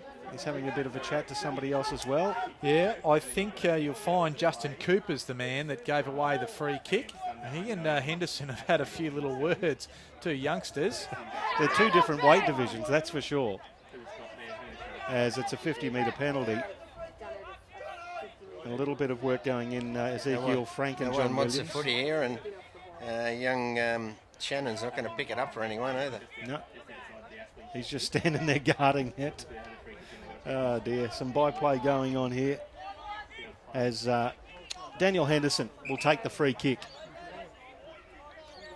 No, he's going to give it back to Henry Joyce. Shouldn't have been his. Yeah, it should be Joyce's. So relayed down the field. So Joyce, he's going to unleash and have a shot at goal. He's going to let it go from around about 40. He's only a very, very slight angle. Spent the first half, it was a bit of a rock in defence for Aspley. Let's go from 45. Starts it right. It's curling back. Will it make it? It does. Breathing life back into the Aspley Hornets. Cause here in the third term here at Graham Road. 11-5-71. Plays 6-5-41. Back to 5 goals. 14 and a half minutes gone of the third term on NEAFL TV. Bob Batty. Oh, thanks, Michael. Well, look, yeah, I mentioned the fact that they need to kick a couple quickly, and look, they've had some chances. They had 2 shots at goal from that distance in the last 5 minutes and missed, but that time, good finish from Henry Joyce, and undisciplined work there from young Cooper. He's been very good and lively for NT, but that one has given Aspley some belief and some life. So 5 straight goals now the margin. Aspley have kicked the first 2 of this second half. And big Walbers and Gilhouse will go at it again. Beautiful bounce in the middle of Graham Road. No real clear winner. Walbers, second effort does well. Off to Ive, now to Mallon. Inside 50, up towards Bevan. Stuck the arms out. Ainsworth just tried to muscle his way through. Couldn't make it all the way through. Rioli evades Bevan, although turns it over. The pressure was good. Ainsworth, he's taken down. So the NT Thunder defence holding up. McKee just squeezes it around the corner, but nobody's home except the NT Thunder. And Talbot, he's got a little bit of a paddock and can work it through and gives it to Will, still inside defensive 50. Philip Wills still inside there, gets it outside defensive 50, now takes it on the outer side to half-back. They're moving it nicely, the NT. Got a lot of leads with Michael Hagan now looking down the line towards Gilhouse territory. He was at the front of the pack, fading back nicely. Will Walbers for the Aspley Hornets. Now he sees something he likes out the back. Jordan Burke, the delisted Brisbane Lions utility, playing for Aspley this year. In 2 minds, wants to change direction, brings it to the commentary box side. It's going to end up now with Dougie Lawrence in front of Ewing. Gee whiz, that was lucky not to be out in the full. In fact, it was out in the full. You see, that's the skill errors that are just going to absolutely kill you as you're trying to claw your way back into a football game. Jared Brennan now receives. Characteristically goes one way, then the next, and it's a big left footer. And a good contest there, Henderson versus Cooper. Oh, you've got to give the points to Henderson there as Aspley. The defence will win out with Jack Stanley with the ball. The 2 lightweights going at it. That's good to see. 1-on-1 contest. Stanley traverses the ground, goes to the back pocket and finds Jordan Burke. And going over the mark was Liam Patrick. And so Aspley will get the benefit of a 50-metre penalty, bring Jordan Burke just backward of centre. Been a bit quiet, the ex-Gold Coast Suns player, Liam Patrick. He really hasn't given him much up forward today. So Jordan Burke goes short, has Adam Hughes there. Got a little bit of real estate to work with, so he goes inside forward 50. Coming hard was Walbers, and that's a good mark from the big man. I'll tell you what, 12 months ago, you would never have thought he would take a mark like that, but his progression and what he's been doing both in the ruck and around the ground have been staggering over the last year or so. Perseverance, isn't it? He's worked hard in his game, and he's still got to work a lot on his kicking. This is going to really test him from 40 metres out here. He's not the best engineer by foot. He's an engineer by trade in his day job. It looks awkward, although it wasn't a bad connection off the boot, and that's right to the line. And here I am, I've panned him for no good reason, because that is an absolute perler from William Walbers, Big Willie. He strikes it. And the Aspley Hornets, they had another important one. That's their third for the quarter. They move to within 24 points of the NT Thunder. And it's going to give him a real impetus, isn't it? Like that's probably one of Will's longest ever kicks for goal, and it would be one of the few goals he's kicked in his career. And it's really could be a game changer. That's within 4 goals. They've kicked 3 out of the 3 goals for the whole quarter, and their intensity's lifted. They're starting to get a bit of a sense of a bit of a feeling that they're in this game. I know his mum and dad are at every game. They come and watch it, and I know that they'll probably watch that back over and over. So, William Walbers, absolutely congratulations to you. Yeah, he's got the distinction of playing for 4 NEAFL clubs in the space of a couple of years. There you go. As Aspley clear it as well. Jono Williams back in that direction. It falls to the deck now, picked up by Bevan. Back to Hughes. Hughes, the quick snap. And he's banged it through. Umpire's asking for the all clear. He's got it. So it's only 3 goals the margin. Is this like last year's grand final, where they were 5-6 goals away halfway through that third term and then ran in? Oh boy, starting to slow down a bit, the NT, and Aspley starting to get their stuff in a pile. 11-5 plays, 8-5. I was just saying about Will Walbers. Came from Morningside, went to Southport. He's played as a top-up player for both Brisbane and the Gold Coast. Now playing for Aspley, so he's had more clubs than you, Kanga. So that's 5. It's more golf clubs than I own. And it's good to see, as I said, perseverance. A Gold Coast boy initially, and really has worked on his game. As you said, an engineering student. So we're away again. NT get it going their way. Rosier, scrubby kick forward. Henderson led the chase. Bath was in hot pursuit, wraps him up. We'll have a ball up. So all of a sudden, clearance is going Aspley's way, 24-22, so they've arrested the slide. Shannon Rioli, he'll look to bring his side back into it. Wheels around on the right foot, goes deep. Ewing's the target, and Fletcher McIver just worked his way back to impact the contest and did it well. A little bit of cramp he's got there. He had a full game last Friday night with the QAFL side, playing the state side against the Western Australian Amateur Football League, and won the best player for Queensland, the Zane Taylor medal. He kicked it off to Doug Lawrence, and Lawrence goes long down the line. It was John Williams who went high, couldn't impact the contest. Ives goes around the corner, goes over the head of McKee, falls into the arms of Mellon. They're all queuing up here. Bevan can't hold on to it, but he's got plenty of time. Kicks it into the path of McKee, who's run on. Ben Rioli's in hot pursuit, does well. He escapes a tackle. McKee goes around the corner and hits the post. So big build-up for a minor return. Well, they're just looking, they're running on top of the ground, aren't they? Their belief in each other's completely different than what it was in that second quarter. Absolutely turned the tables. Cameron Eilert brings it back in for the NT, looking for Wills. Finds him. That's a beautiful kick, left half back. Rosier, good running. The left foot finds Bath. The outer side for the NT Thunder, leading now by the 17 points.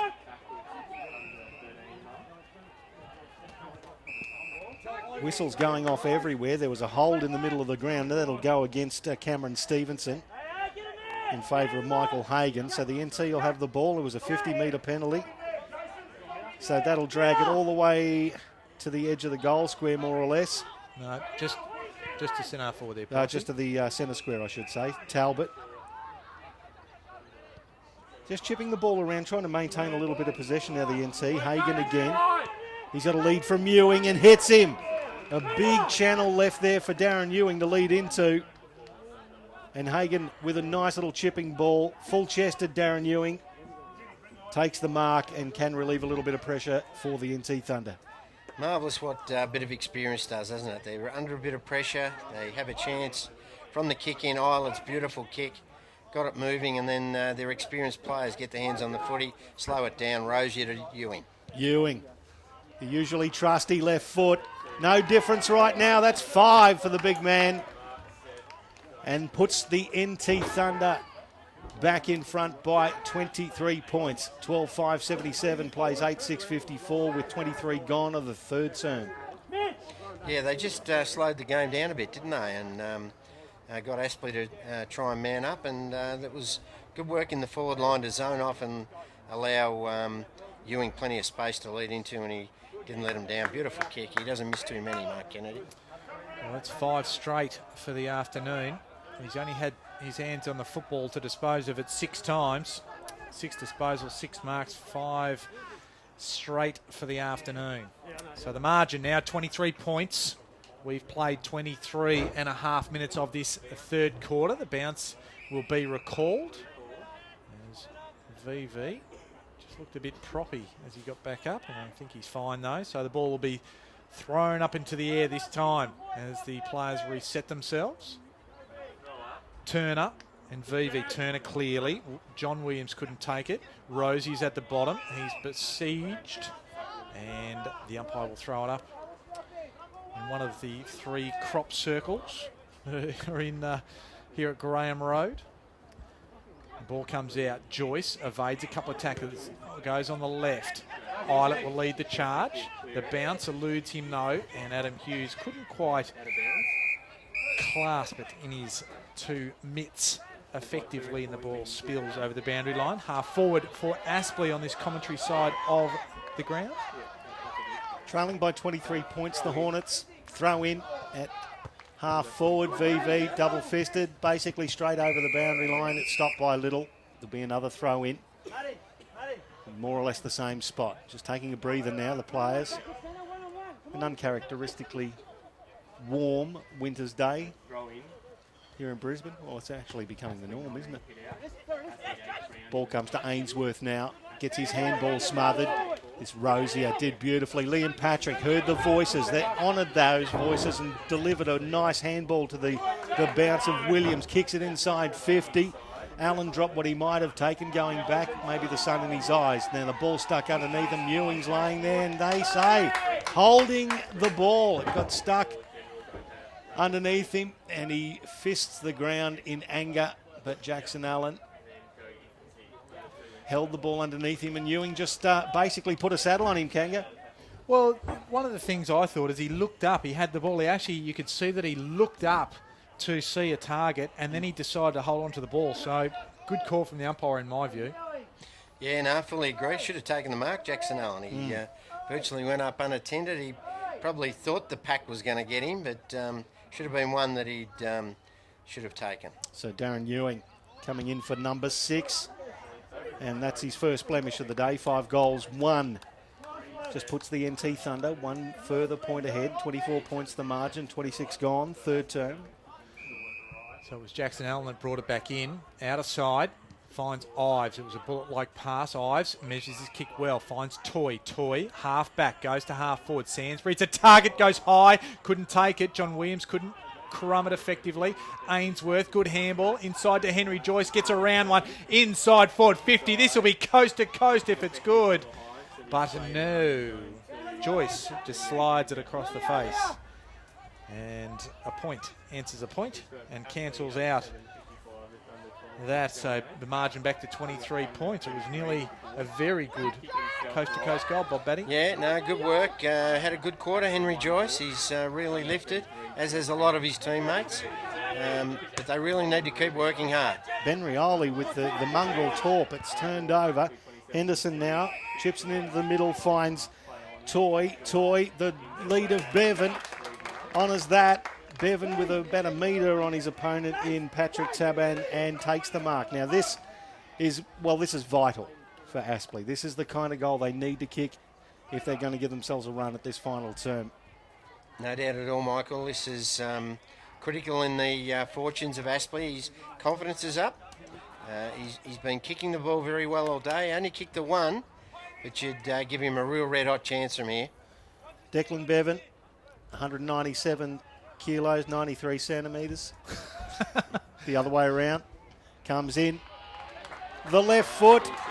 And that brings it back to a dangerous situation for the NT Thunder. Back to that 17-point margin. 78 plays 61. We've played nearly 28 minutes of the third term, Kanga. There's belief.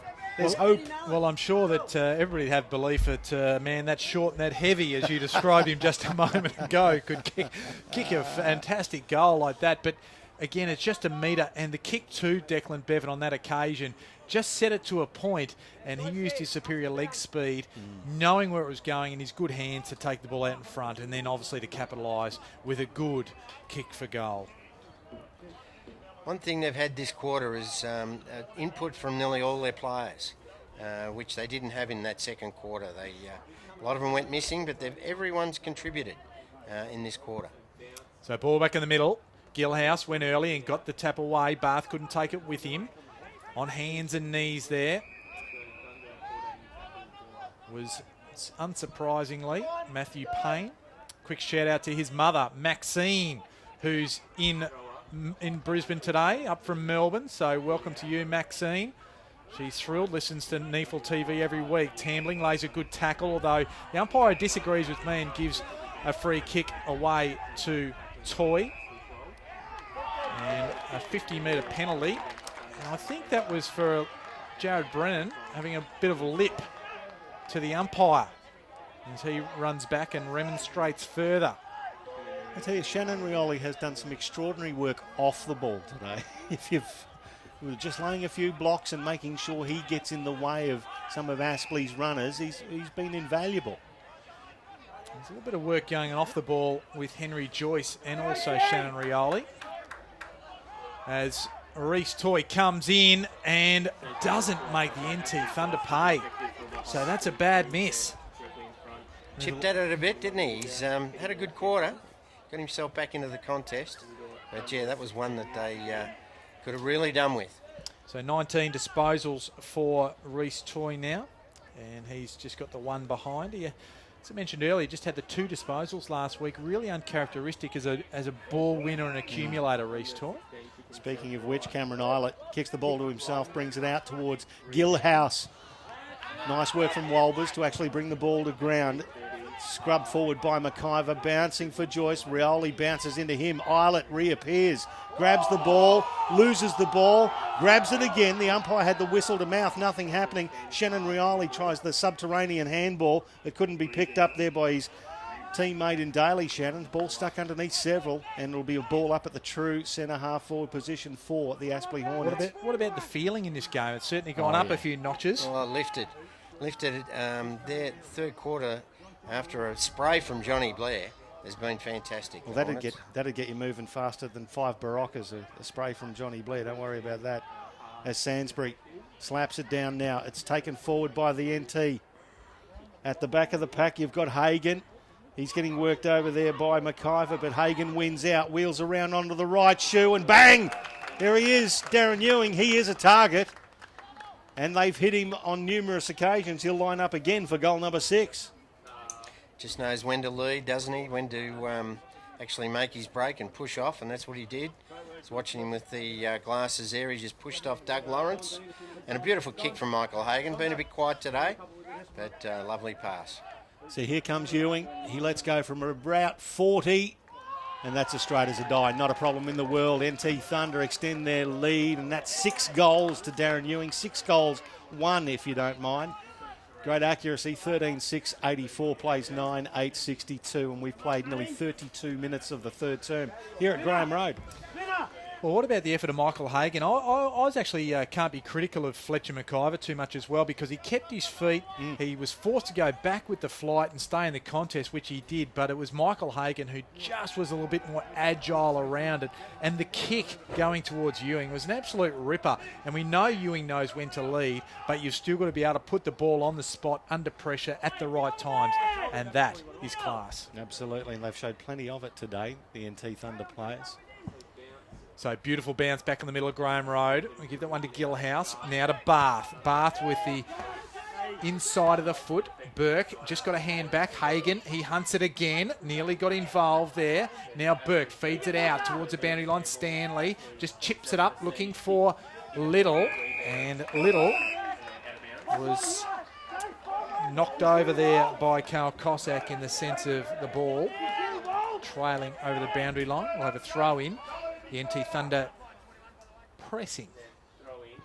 So the throw in again. Gillhouse had front spot. Matthew Payne. Good handball. Ives can't handle it though. Payne will go again. And it comes off the knee of Gillhouse and slides it over the line. We'll have a throw in. Still at half forward on this commentary side for the NT Thunder. So it'll be Gillhouse versus Will Walbers for Aspley. Third man up there was Cossack. Slapped it forward. No control there from Bath. Bath kicks it forward and it just falls nicely for Patrick. The handball over the top now to Hagan. Hagan lets go and boom. There's another one for the NT Thunder. They respond so quickly and they've blown it back out to a 28-point lead within seconds. 14-6, 90 against 9-8, 62, and it's nearly 34 minutes gone of this third term. Well, I'll go back to that Reece Tour shot at goal where he's had 30 metres out directly in front. Could have got it back to, I think, 11 points if he had to kick that one. And they're looking for a response. Xavier Clark will be asking his senior players, let's have a response. What do we got? Well, they've showed it. Ewing won. Hagan been involved in both goals and given a little bit more breathing space. Well, it'd be deflating for Aspley, knowing that they've put themselves back in the contest and a couple of really late goals have really pushed the ascendancy well and truly back in the NT's favour.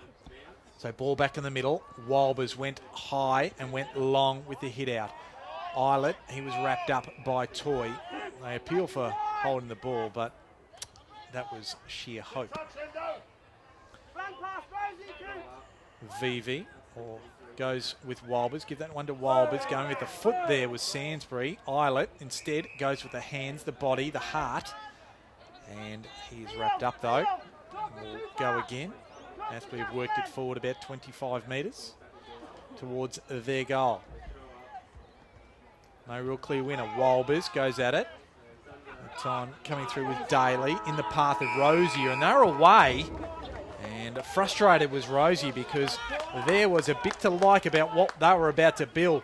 But Xavier Clark won't be too disappointed because Aspley have just about thrown the kitchen sink at them. And the last 5 or so minutes, NT Thunder were able to answer and keep the margin at a really respectable 28 points running into this last quarter. Yeah, good response there from the NT Thunder. They were certainly Aspley have got the the belief and I suppose the execution in that third quarter. They started looking dangerous. And look, they did most of that without their experienced players in Sansbury and Matt Payne having a big influence. So it was a good fight back. But then again, experience showed. And then after Jared Brennan gave away a silly 50-metre penalty, he needed some experienced players, Raf Clark, to really stand up. And Ewing, certainly Cameron Eilert, Raf Clark, Shannon Rioli, and also Rosier, who's been a real good player all day, have stood up and have given him a bit of breathing space into three-quarter time. Yep, and the goal kickers, Darren Ewing, just superb. 6 goals, 1. You've got Cameron Eilert with 1.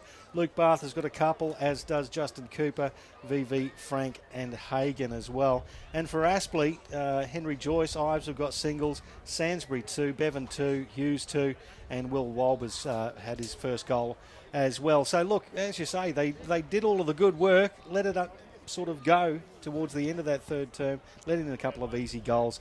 Can they replicate that early part of the third quarter in the final term? Well, you certainly wouldn't give up hope, would you? Because we saw that they were vulnerable when they looked like it on top of the ground, Aspley. It's whether they can carry a bit of that momentum and shut out those last couple of minutes. The NT Thunder came back hard. So, look, this last quarter is going to be an absolute ripper, I think, because they won't leave anything in the bag, Aspley. And the NT Thunder, a critical road victory beckons for them should they be able to put a decent last quarter out on the park. Yeah, their last 5 minutes of each quarter has been critical for NT. First, second and third, they've kicked 2 or 3 goals, and that's given them that handy lead. So Aspley need to kick the first couple of this quarter and get it back on deck. So 28 points here at three-quarter time is the margin in favour of the NT Thunder. We'll be back after the break, and the coaches have their messages with the last quarter.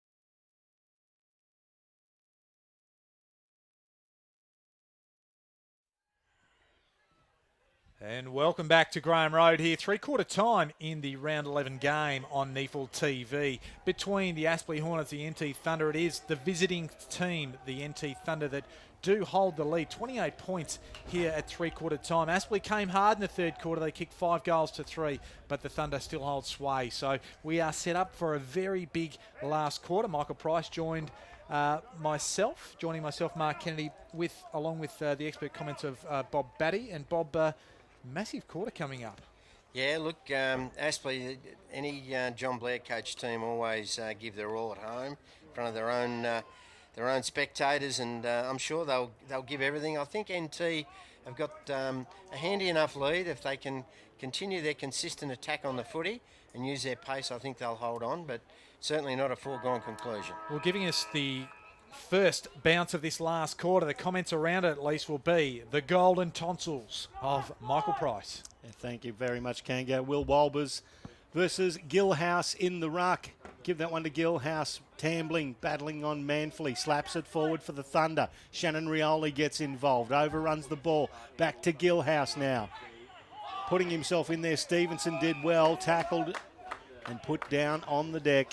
And the umpire will come in and ball it up again. Looked like a fish that had just been reeled in the way he went on the ground there, Stevenson. Absolutely thrown to the deck as Ives loses the handle on it. It's picked up by Tambling. It's inside 50. Awkward bounce for Jordan Burke. Slaps it back to a dangerous position. Sainsbury's in there for Aspley. Leaves the ball. Picked up by Payne. Tackled by Eilert. And it was a high tackle, was it? Push. And a push in the back. Andor. So Matthew Payne gets another kick, and it's a free kick just inside defensive 50. As I mentioned, his mother Maxine, or the Max Payne with the major pain. He is a major pain. The opposition side is Matthew Payne. And Gillhouse, the ball just went forward. He actually celebrated it just bouncing inside the boundary line. He threw the 2 fists up. And we'll have a throw in. Half forward for the NT Thunder. Aspley, they're going to have to really press here. Gillhouse went up like he was in a line out at the Wallabies. Tambling goes inside forward 50 and taking a good mark there. It's almost just standing right on top of Jared Brennan was Doug Lawrence. Gives it off to the run of Jackson Allen on defensive 50. Beautiful kick right up the middle of the ground. Finds John Williams. He's got a bit of real estate to work with. Through the centre circle he goes. Over the top. Mallon's there by himself. Can't take the mark. Just taps it to himself. Now he's in a bit of strife. That probably was a mark he absolutely should have taken. Ben Rioli gets it out of trouble, but only as far as Sainsbury, who interjects at 60 metres from Aspley's goal. Sainsbury bangs it back inside 50, looking for Bevan. Front position. Punched away from him by Tabamba. Bevan off the deck. Kick down towards Little, who runs into the behind post. Handball back inside there to Mellon, and it's a goal, is it? No, it's got to be I think it's going to be out of hit the post for a... He's given a free kick. He's paid a throw. Paid a throw, so there you go. So Ben Rioli with the helmet kicks it across goal. Finds his teammate there in Shannon. Has a bounce. Gets outside. Half back, kicks it long. That's a beautifully weighted kick to Gillhouse. It's going to bounce up for him. You watch this. Bang. No, he doesn't. He kicks it off the deck. Looking for Ewing. Lawrence gets there first. Dangerous kick. It's going to be picked up again by the NT Thunder. It's going to be Hagan. Hagan dummies the right foot towards the goal square over the head of Brennan. And it'll bounce across the face of goal. We'll have a throw in right next to the behind post. Well, not a bad result for the NT Thunder at the end of the day there, Bob. Yeah, both teams have had chances, haven't they? And come up with no score either end. So the ball back into play. Wilber's there. Goes over the back of the ruckman. So let's see who can really show that desperation. Matty Payne on hands and knees. Does well. Henderson has his handball smothered. Just working their way through the NT Thunder again. Here's young Cooper. He's been dangerous when he's gone near it. He hooks the ball around. Bounces inside the boundary line. So again, while it wasn't a goal for the NT Thunder, it's not a bad result. Yeah, look, it's going to be an arm wrestle here early in this last quarter, and first goal is very important in this result. Goes over the back, Tambling, couldn't take it with him. Payne gives a cheap handball across. It finds Williams. Just kicks an absolute rocket. A heat-seeking missile finds Mallon. Mallon looking for Joyce, and I'm not sure what happened there because he and Daly just went down in a screaming heap together and was mopped up by Islet. Gets it off to Patrick on the outer wing. Well, Henry Joyce could have been off to the races if he wasn't held up there. It was really brilliantly done by Shannon. Now, the Thunder have the ball on the outer side of the field between wing and half forwards with Richard Tambling. Getting some directions there from Shannon Rioli. The lead from Raf Clark finds him. Clark plays on with the right foot inside 50. Jared Brennan front position. Nicely done from the Aspley defence, bringing the ball to ground. Now it's with Cooper. He weaves one way. Oh, the outside of the right foot just not quite reaching his target. Aspley should be able to get out of here. Ainsworth, he's tackled by Bowden. Gets it away. They're still handballing. Lawrence to Bevan. To Joyce. He's tackled by Shannon Rioli. The ball stuck underneath. What's the umpire going to say? He's going to say we'll ball it up between the 50 and the centre square at the centre half forward position for the NT Thunder. Probably a bit too much handball there from Aspley. They need to get it on the boot and get out of the danger zone. So Wobber's got the tackle, got the hit out, ends up with Bath. Hagen tried to come through, and that's holding the ball. So Aspley, it's a bit of a let off, and the kick will go to Ainsworth. So the Maroochydore product will kick the ball out of defence. It goes over the head of Payne. It doesn't hit a target. And that's a disappointing outcome for Aspley because those are the ones you need, those cheap disposals to bring the ball out, both to just maintain possession and also to relieve a bit of pressure. The ball back into play. No real clear winner. Tambling. Just swung off it by Payne. Joyce is there as well. Rosier tries to come through. Payne, good second effort with the tackle. And Ives comes in to just tie it up. They'll have a ball up just inside the centre square. Half forward flank commentary side of the ground for the NT Thunder. Just some skill errors in it. Eddie Mallon's drop mark when he should have taken it. His poor kick. And then just skill level there with some of their kicks, Aspley, is really hurting him at the moment. And that was Toy trying to get through and could have caught one in the back from VV, nothing doing. And there will be a ball up. Just in front of the commentary position, NT Thunder leading by 28 points, and we've played 6 minutes 20 of the final term here at Graham Road. Toy controls it, loses it, then Islet puts himself in. Ainsworth does as well. Ainsworth emerges with the ball, Islet tackling him. Ball stuck underneath, NT Thunder players appealing for a free kick and nothing happening. Another ball up. Very intense period of the game. You just do feel if Aspley can just jag a quick goal, it will put some pressure on the NT Thunder. Tambling hooks it around towards half forward. It was Jordan Burke who hit the deck.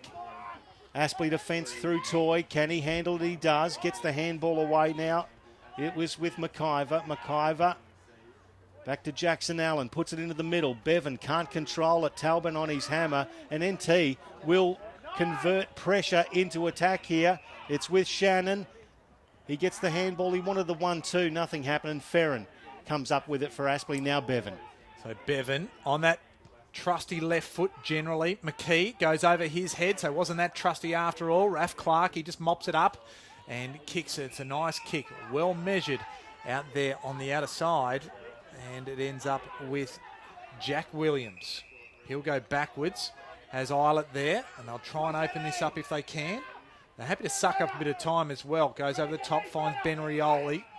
He'll go back out to where Jack Williams was. So 3 possessions and no ground made whatsoever, but they're not upset with that, and they go back to Ben Rioli. He drops it this time, now forced to go. Goes down the line. Turner's there, but at the back, there was Shannon. And Turner just lobs onto him. And now Jack Stanley can take control of it. Kicks a short one and finding Reece Toy on the outer wing. It's an amazing thing that we've played 8 minutes of the final term and there's been no score whatsoever at this stage. Ball fisted away. NT player on the deck there as well. We'll find out who that is when he presents himself. Yep, Jack Williams it is. Just sort of brushes himself off and gets back on with it. The ball over the boundary line. The throw in at left half forward for Aspley. They need to get a wriggle on. They trail by 28 points. Jed Turner slaps it down in front of Eddie Mallon, but it just rolls in way from Eddie, and there'll be another throw in just inside forward 50.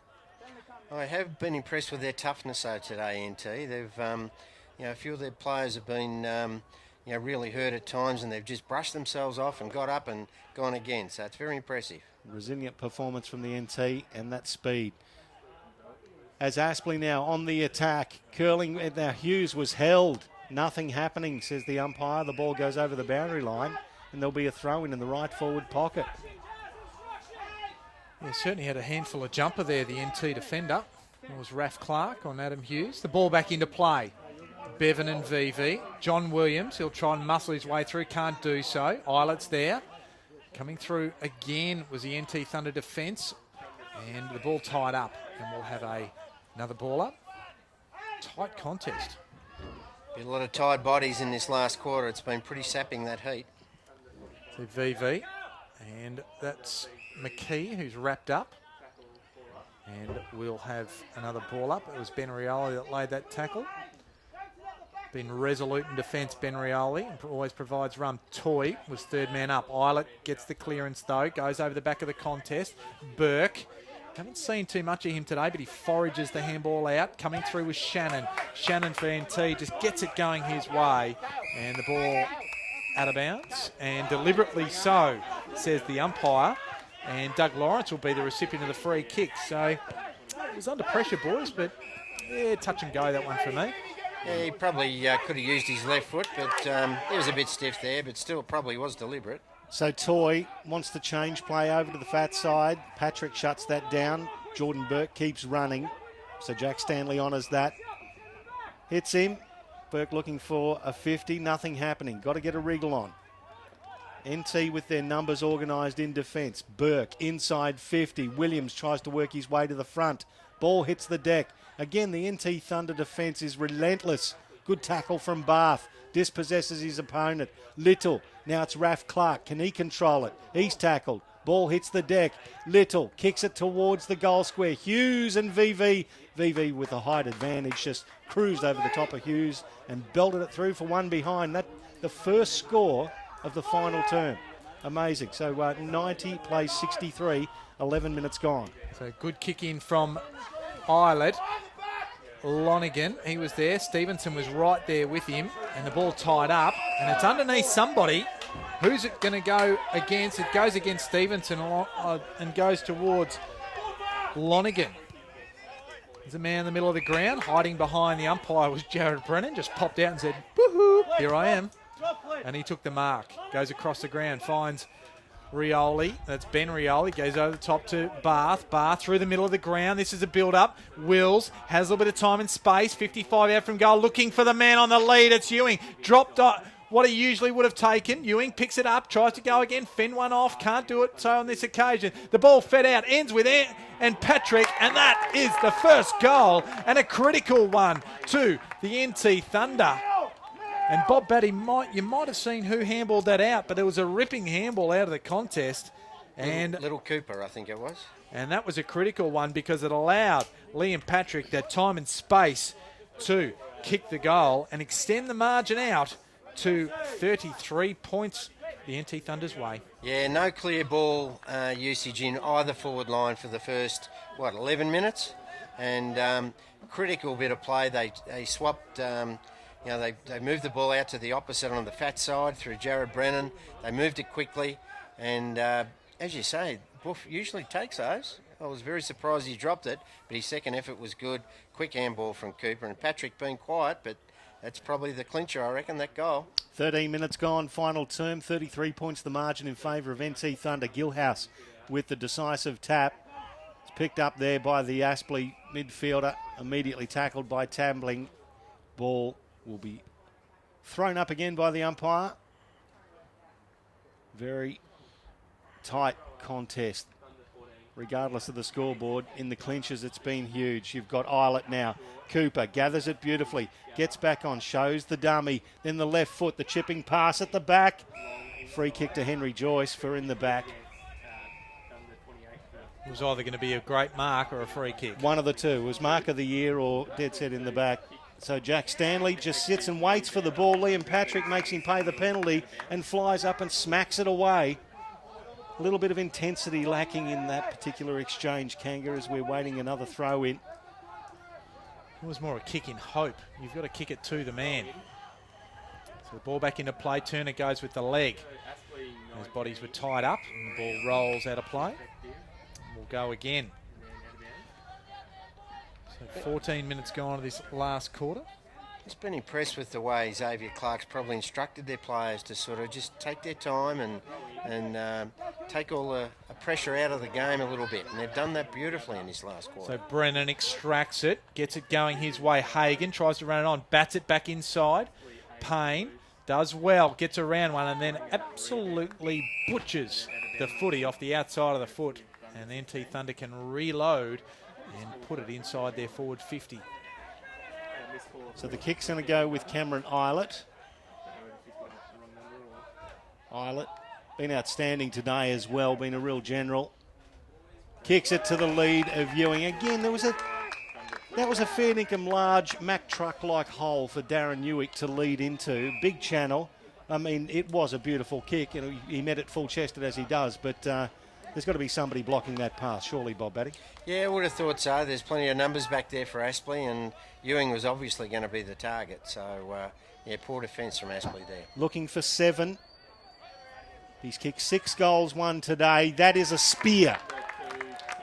And Darren Ewing kicks his 7th goal of the day. He has been the major difference. 16 goals, 6, 102. Plays 9-9-63 with 15 and a half minutes gone to the final term. Mark Kenga-Kennedy. Well, it's not like Aspley wouldn't have known what was coming either, and that's probably the most disappointing part from the Aspley defence and the midfield that are pushing back to help there, is that they know that Darren Ewing is that man that is the focal point, especially on the lead. If he's underneath the ball, he's less of a chance to take that contested mark in a pack situation. But you know, in a leading situation, that's where you've got to cut him off. So particularly disappointing for the Aspley defence at this time in the game to give up such an opportunity. So the NT Thunder by 39 points, 102 playing 63, ball back in the middle of the ground. Gilhouse, Henderson led the race. Payne, he's tried hard all day. Henderson again, dragged down. Little just handballed it forward, more in hope than anything else. Gilhouse came through solidly like a brick. Gilhouse. Little gets it inside forward 50, and Eilert just provides that leadership, that steadiness in the back half, takes a nice easy mark and kicks it to another man with plenty of experience, Richard Tambling. And then to the captain, Shannon Rioli. Through the middle of the ground they go. Open forward line. Ewing takes it on the lead and on the chest. And the NT Thunder, they are just doing it nicely with the couple of these forward entries. They have been the clean difference in this game. Yeah, look, really impressed with Richard Tambling's game today. Like, he's been going for each quarter. He's really made a difference in there. Like, he doesn't look as fit as you'd probably expect him to be, but at the same time, his work ethic and his impact on contests has been fantastic. So beautiful pass there to Buff, and he should go back for his... Oh, there we go. So he kicks it, striving for extra distance, went close to the man on the mark, and Lawrence was able to smother it. Ainsworth goes up high. Affecting the spoil there was Eilert. The ball goes out of play, and that was a let-off for Aspley, although they're going to have to really get cracking from here to be in the contest. Once again, a great contest there from Cameron Eilert. Up against blokes that are much taller than him, and affected the contest. Gilhouse over the back, slaps it down to Bath. Plenty of bodies in there, including Ainsworth over the top and Matt Payne as well. Still, it was Gilhouse stuck underneath it. He'll get up and do the ruck work against Will Walbers of Aspley. Gilhouse gets rid of his man, then slaps it forward. It's Matt Payne. Curls it back around towards the wing. At the back, Michael Bowden dropped what he might have taken. Eilert picks it up, then lets it go. It's picked up by Eddie Mallon. He's tackled by Gilhouse and thrown backwards. Again, the intent in these tackles all day, as we see it spill over just a little bit. The frustration, I suppose, getting to Aspley at this stage. Gilhouse, who's been very good today, gets it down to Mallon. Raph Clark misses the mark. Now it's with Bevan. Bevan just kicks it with the left foot. Is it going to curl? It gets there. Nice work there from Declan Bevan. Gets the 10th goal and his third for Aspley. 102 plays 69. So we're down to that 33 points again with 19 minutes gone. Final term, Bob Batty. Yeah, it's taken them 19 minutes to get that first goal on the board. And good, full credit to NT, their defence and the way they've moved the ball, and they've taken the pace out of the game a little bit this quarter, and they've also rebounded very well and set up their goals. So, but yeah, good effort from Declan Bevan. I gave him a bit of a serve there at quarter time, saying he wasn't working hard enough. He certainly has in the final 3 quarters, so he's been one of their better players. So they're going to have to come hard. Aspley, 33 points adrift still. 19, nearly 19 and a half minutes gone. Not impossible. Walbers gets it going forward. Mallon wins another clearance, but only gets it to Eilert. Eilert to half forward. Cooper just running hard. Taps it backwards to Rosier. He just goes on a 360. Kicks it over the top. Finds Lonigan. Well done by him on forward 50. Has a man free. It's Talbot and just plucks it. Bit of John Dyson, 1984 at the SCG in the Test cricket game. Don't tell me who they played, but it was a beautiful, beautiful pluck there as he went backwards and forced to dive to reel it in. Well, this is a boy that got hit pretty hard there from Cameron Stevenson in the third quarter. So he's showed a lot of courage. So he comes in, Talbot, and he looked like he just pulled it, and he did, because that's out of bounds on the full. And Eddie Sainsbury will take the free kick right in the back pocket. So Eddie Sainsbury kicked the first 2 goals for Aspley of the game. Just brings it back in. All the numbers trying to hold this ball in for the NT Thunder as well. Big pack of players, including Bevan. Couldn't quite claim the mark. Little was front and centre. Kicks it forward. Cameron Eilert's been everywhere. Handball back to Raf Clark. Cop one high as he did too as well. So it will come back here to Cameron Eilert. Had a great game stats-wise as well. 24 touches for Cameron Eilert. 8 rebound 50s. So that's a lot of control at the back that's been generated by him as well. Now he's got the ball just in front of the Aspley bench. Sees a lead from the young fella in Talbot, honours that. So Talbot having a good couple of minutes as well. They've slowed it right down, the sting out of the game now for the NT Thunder and Aspley. Little lead, and that was Cossack. Just maintaining possession of the ball, the NT Thunder now long inside 50. Ewing, just bodies his opponent out of the way in Lawrence. Darren Ewing, he is very hard to move. Legs like tree trunks. And he can use them to kick straight as well. 7 goals already, Bob Batty. There was no moving him then. No moving him. I'm just disappointed in the Aspley defence. Should have been a 2-on-1 there. Had plenty of time to get back and spoil him. Yeah, Lawrence had no mates there. And Ewing comes in for goal number 8. It's an outstanding performance. It's almost half the score of the NT Thunder. 17-6, 108. Plays 10-9-69 here at Graham Road. 22 minutes gone to the final term. That was outstanding body work there. Well, it was, and once he set himself, you knew it was always going to be hard for Doug Lawrence there. And probably the question I have, in terms of the matchup and so forth, that when Ewing got really going, I just wondered whether Jordan Burke might have been a bit of a different type matchup for Ewing back there. And the young run of Doug Lawrence has been a feature the last few weeks for the Aspley side in the NEAFL. And I just wonder whether, there could have been a bit of a change to try and change things up a bit to try and stemmy the Ewing influence. Well, he's been damaging. 8 goals, and all of those after a quarter time. So Turner, he got the hit out in the middle of the ground. Brennan's there. Trying to lay the tackle there was Ferrin. Brennan goes again. Just gets it inside forward 50. Patrick, he was under pressure there from Stanley. And then Jackson Allen got it out to Little. He was forced to play on. Tried to get around Shannon Rioli, managed to get the handball over the top to John Williams. Goes up to half forward. Coming over the top there was Adam Hughes. Could only bat it forward in the finish. And out of bounds it is. Half forward out of side for Aspley. Done a good job on Sainsbury, haven't they? Kicked the first 2 goals for Aspley and, hasn't had a great day since then. Talbot's done a good job, as has Lonigan on him. So Little gets a clearance again, but not with any great effect, and it's Jack Williams for the NT Thunder that takes the mark. He comes to the commentary side of the ground, and Luke Barth is there. They play on quickly, off to Bowden. Has a man, a runner in Rioli. That's Ben Rioli. Goes into the middle of the ground, has VV. He was looking into the sun, but managed to pick it up off the deck. Now the ball ends up with Jack Williams. They're just messing around with it. Raf Clark, he just bats it in the direction of Lonergan. And with him there is Reece Toy. And we'll have a ball up. Just forward of centre out on this commentary side for the NT Thunder. They're leading by 39 points, the Thunder, as Brennan gets a tap down. Bowden puts it inside 50. The bouncing ball is going to favour the NT. Hagan gets involved, gets thrown down by Jackson Allen. Umpire has called the free kick, and it'll end up with Hagan. Handball now over to Ben Rioli. Dodging, weaving, under pressure, loses the handle on the ball. Hughes fighting for it as well. Toy. Henry Joyce it is. Now they'll get away, Aspley.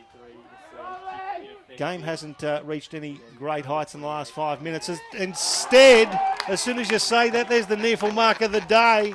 How about that? Is that Liam Patrick? Is that what he's done? Certainly is, Liam Patrick. I mentioned he'd been quiet for most of the day, but he's kicked an important goal in this quarter, and he's landed awkwardly here with a big jump and a beautiful mark. I think he might be able to get up and take this shot. Now, the passages of play leading up to that were just scrubby all over the place, and the ball centred. He had the perfect set. Liam Patrick has sat on his opponent's head and takes the NEAFL mark of the day. How about that?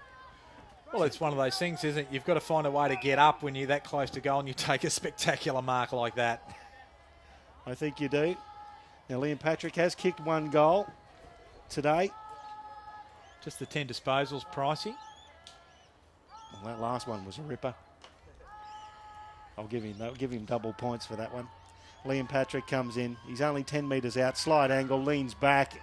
Goal umpire doesn't move, and that ices the game completely for the NT Thunder.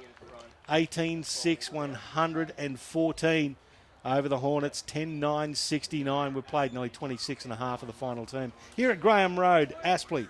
And look, you look at that half-time margin of, 42 points, and it's virtually gone out to that again. So it's really one quarter of footy.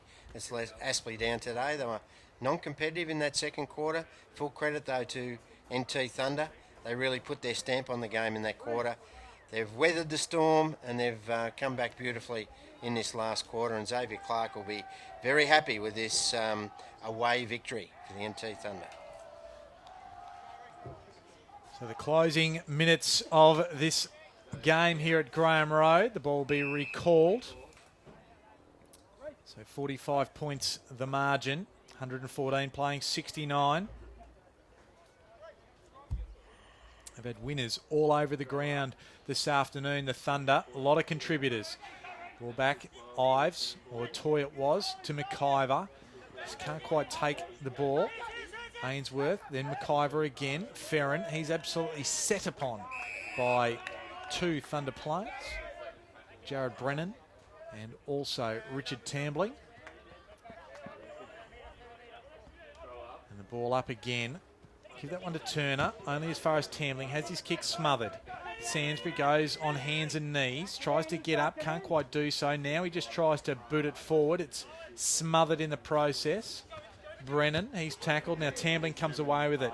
Gets it inside forward 50, a one-on-one, although getting back there was Rosier. Now Ewing, handball's looking for himself. Staying with the contest was Doug Lawrence, and it's tied up. We'll have a ball up in just about 45 metres around from the Thunder goal on this commentary side of the ground. So the ruck contest won decisively by Gilhouse. Good contest there from the Aspley player, and Stevenson got there first. So the Aspley come away with the ball. Now it's Mellon versus Bath. Ball bounces away from all of them. Mitch McKee, handball back to Mellon, beautifully tackled by Eilert. It comes through chain of handballs to Ben Rioli. Brennan, the 1-2 with Rioli. Eilert, the 1-2-3 with Rioli. He just kept going. Long inside 50. At the back, Ewing. And a very nice defensive mark taken there by the Aspley player in Daniel Henderson. Nice work from the young fella. Aspley just relieving a little bit of pressure late in the game. So Jackson Allen, he got it from Henderson, goes out towards Stanley. A good set of dukes there to hold on to it. Still at half back out of side. Yeah, need more from Jack Stanley. He's been pretty ordinary today for Aspley. Johnny Blair won't be happy with his performance. So McKee, he got it on outer wing, just puts it in the path of Bevan. Bit of a foot race there. Just pushes Bath out of the way, and illegally, says the umpire. So Luke Bath, he will take the free kick deep in his own defensive 50. I'll look around, has a short one, and has Tambling there. As you said, he doesn't look fit. He's turned into a fair lump, has Richard Tambling, but he has been very effective today. 10 clearances, 7 inside 50s, 23 disposals, 5 marks, 5 tackles. Been around everything. He was so important in times when Aspley charged at him too. He's just been involved heavily in those times. So Rosier, he got the ball from Tambling, gave it to Shannon Rioli. Now gets it back, does Rosier. Now a little bit of space to work with. In the centre circle he goes. Has a man inside forward 50 all by himself, and that's Michael Hagan. And he decides to go back, although he does have a man free. Now he looks at him. The kick is a horrible one, doesn't find him. And Lawrence, it might have copped a high one. Umpire says no. So Aspley might repel it. It's back with Lawrence now. Kicks a worm burner, finds Stevenson there away. And this is Reece Toy on the outer side taking a bounce. So Toy, the handball over the top now, finds McIver. Back into the middle of the ground and will get Cameron Stevenson. Stevenson's got Sainsbury waiting for it. He takes that. A little bit of junk time sharing of possessions at the moment now. Ainsworth, handball over the top to Payne. Payne looks for a leader, sees Bevan, hits him. It was a good kick, nice pressure from Bath there, and there it is. That's the final siren with the NT Thunder running out 45-point victors here, 114-69 after a 31-minute final term. 8 goals from Darren Ewing. That's got to be the major difference. But I think all in all, guys, pace and intensity were the winners in the day for the NT Thunder. Yeah, clearly the better team. As from probably halfway through the second quarter, they took control of this game, and despite a good fight back from Aspley, kicking about 4 or 5 in a row in the third quarter, they ran out convincing winners. And look, Ewing's kicked 8, but he had a lot of other good players with him. Raf Clark tried hard in defence, Shannon Rioli, Gilhouse in the ruck worked hard, Rosier, Islet, Bath, Tambling, Ben Rioli. They were all good. And for Aspley, I thought Henry Joyce, Matty Payne, Adam Hughes, Jackson Allen were probably their best. I love the game of Cameron Islet for the NT Thunder. I think he was a real general down back, especially when the game was there to be won in the opening couple of quarters. He was really controlling things back there and stifling all of the attacking raids that Aspley were making as well. And for the others, Aspley, I thought Matthew Payne again, probably not as effective, but 31 disposals. He's a ball magnet, 6 clearances. He had a couple of inside 50s, a couple of rebounds as well. So he battled on manfully, as you said, Bob. But look, NT, just too good, Kanga. Just too good, too fast. Well, and they just had the weight of winners across the ground, and it was a good contribution across the ground, and probably the weight of that really sort of set the tone. I mean, we go back into the second quarter, and it was about 3 minutes into the second quarter, and scores were, it was a goal apiece in that second quarter, and scores were only 6 points in favour of the NT Thunder, and then it just went bang, bang, bang, bang, bang, bang, bang, and they kicked the next 6 goals for the quarter, and that, as you said, was a difference. And that's where Darren Ewing kicked 4 goals in that second quarter and really stamped his authority, and NT stamped their authority on the game this afternoon. Yeah, agreed.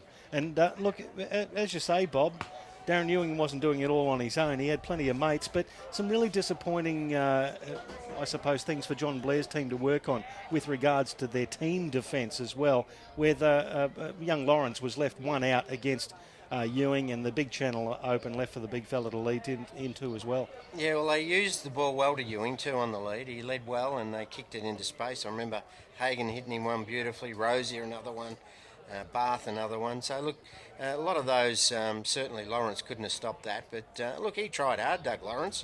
But when your opponent kicks 8, that's a big influence on the game. But I think they can use Lawrence in other positions, and and as you mentioned earlier, Kanga, get probably more use out of him in other positions. Well, the result of today's game puts the NT Thunder into second spot and relegates Aspley to third spot, albeit with a few games to be played in this round 11 fixture. And looking forward next week, the NT Thunder can have the week off, so they will take a lot of heart in the sense that they can recharge their batteries. Aspley have got the biggest challenge in the competition next week, and that's not only playing the Sydney Swans, but travelling to Sydney to play the Sydney Swans, who are undefeated in season 2016 thus far.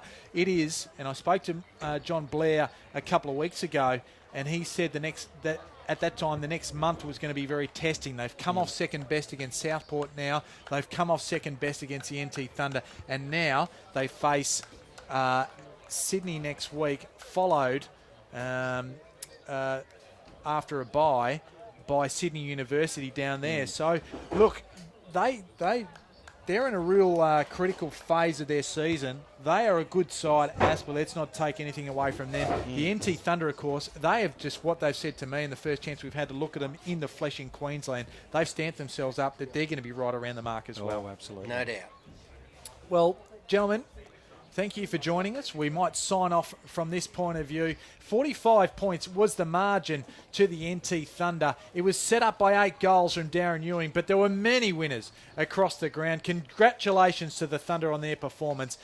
We will join you next week for another big game on NEAFL TV. To you, Michael Price and Bob Batty, thanks for joining us this afternoon. And for myself, Mark Kennedy, we look forward to seeing you for another great time on NEAFL TV.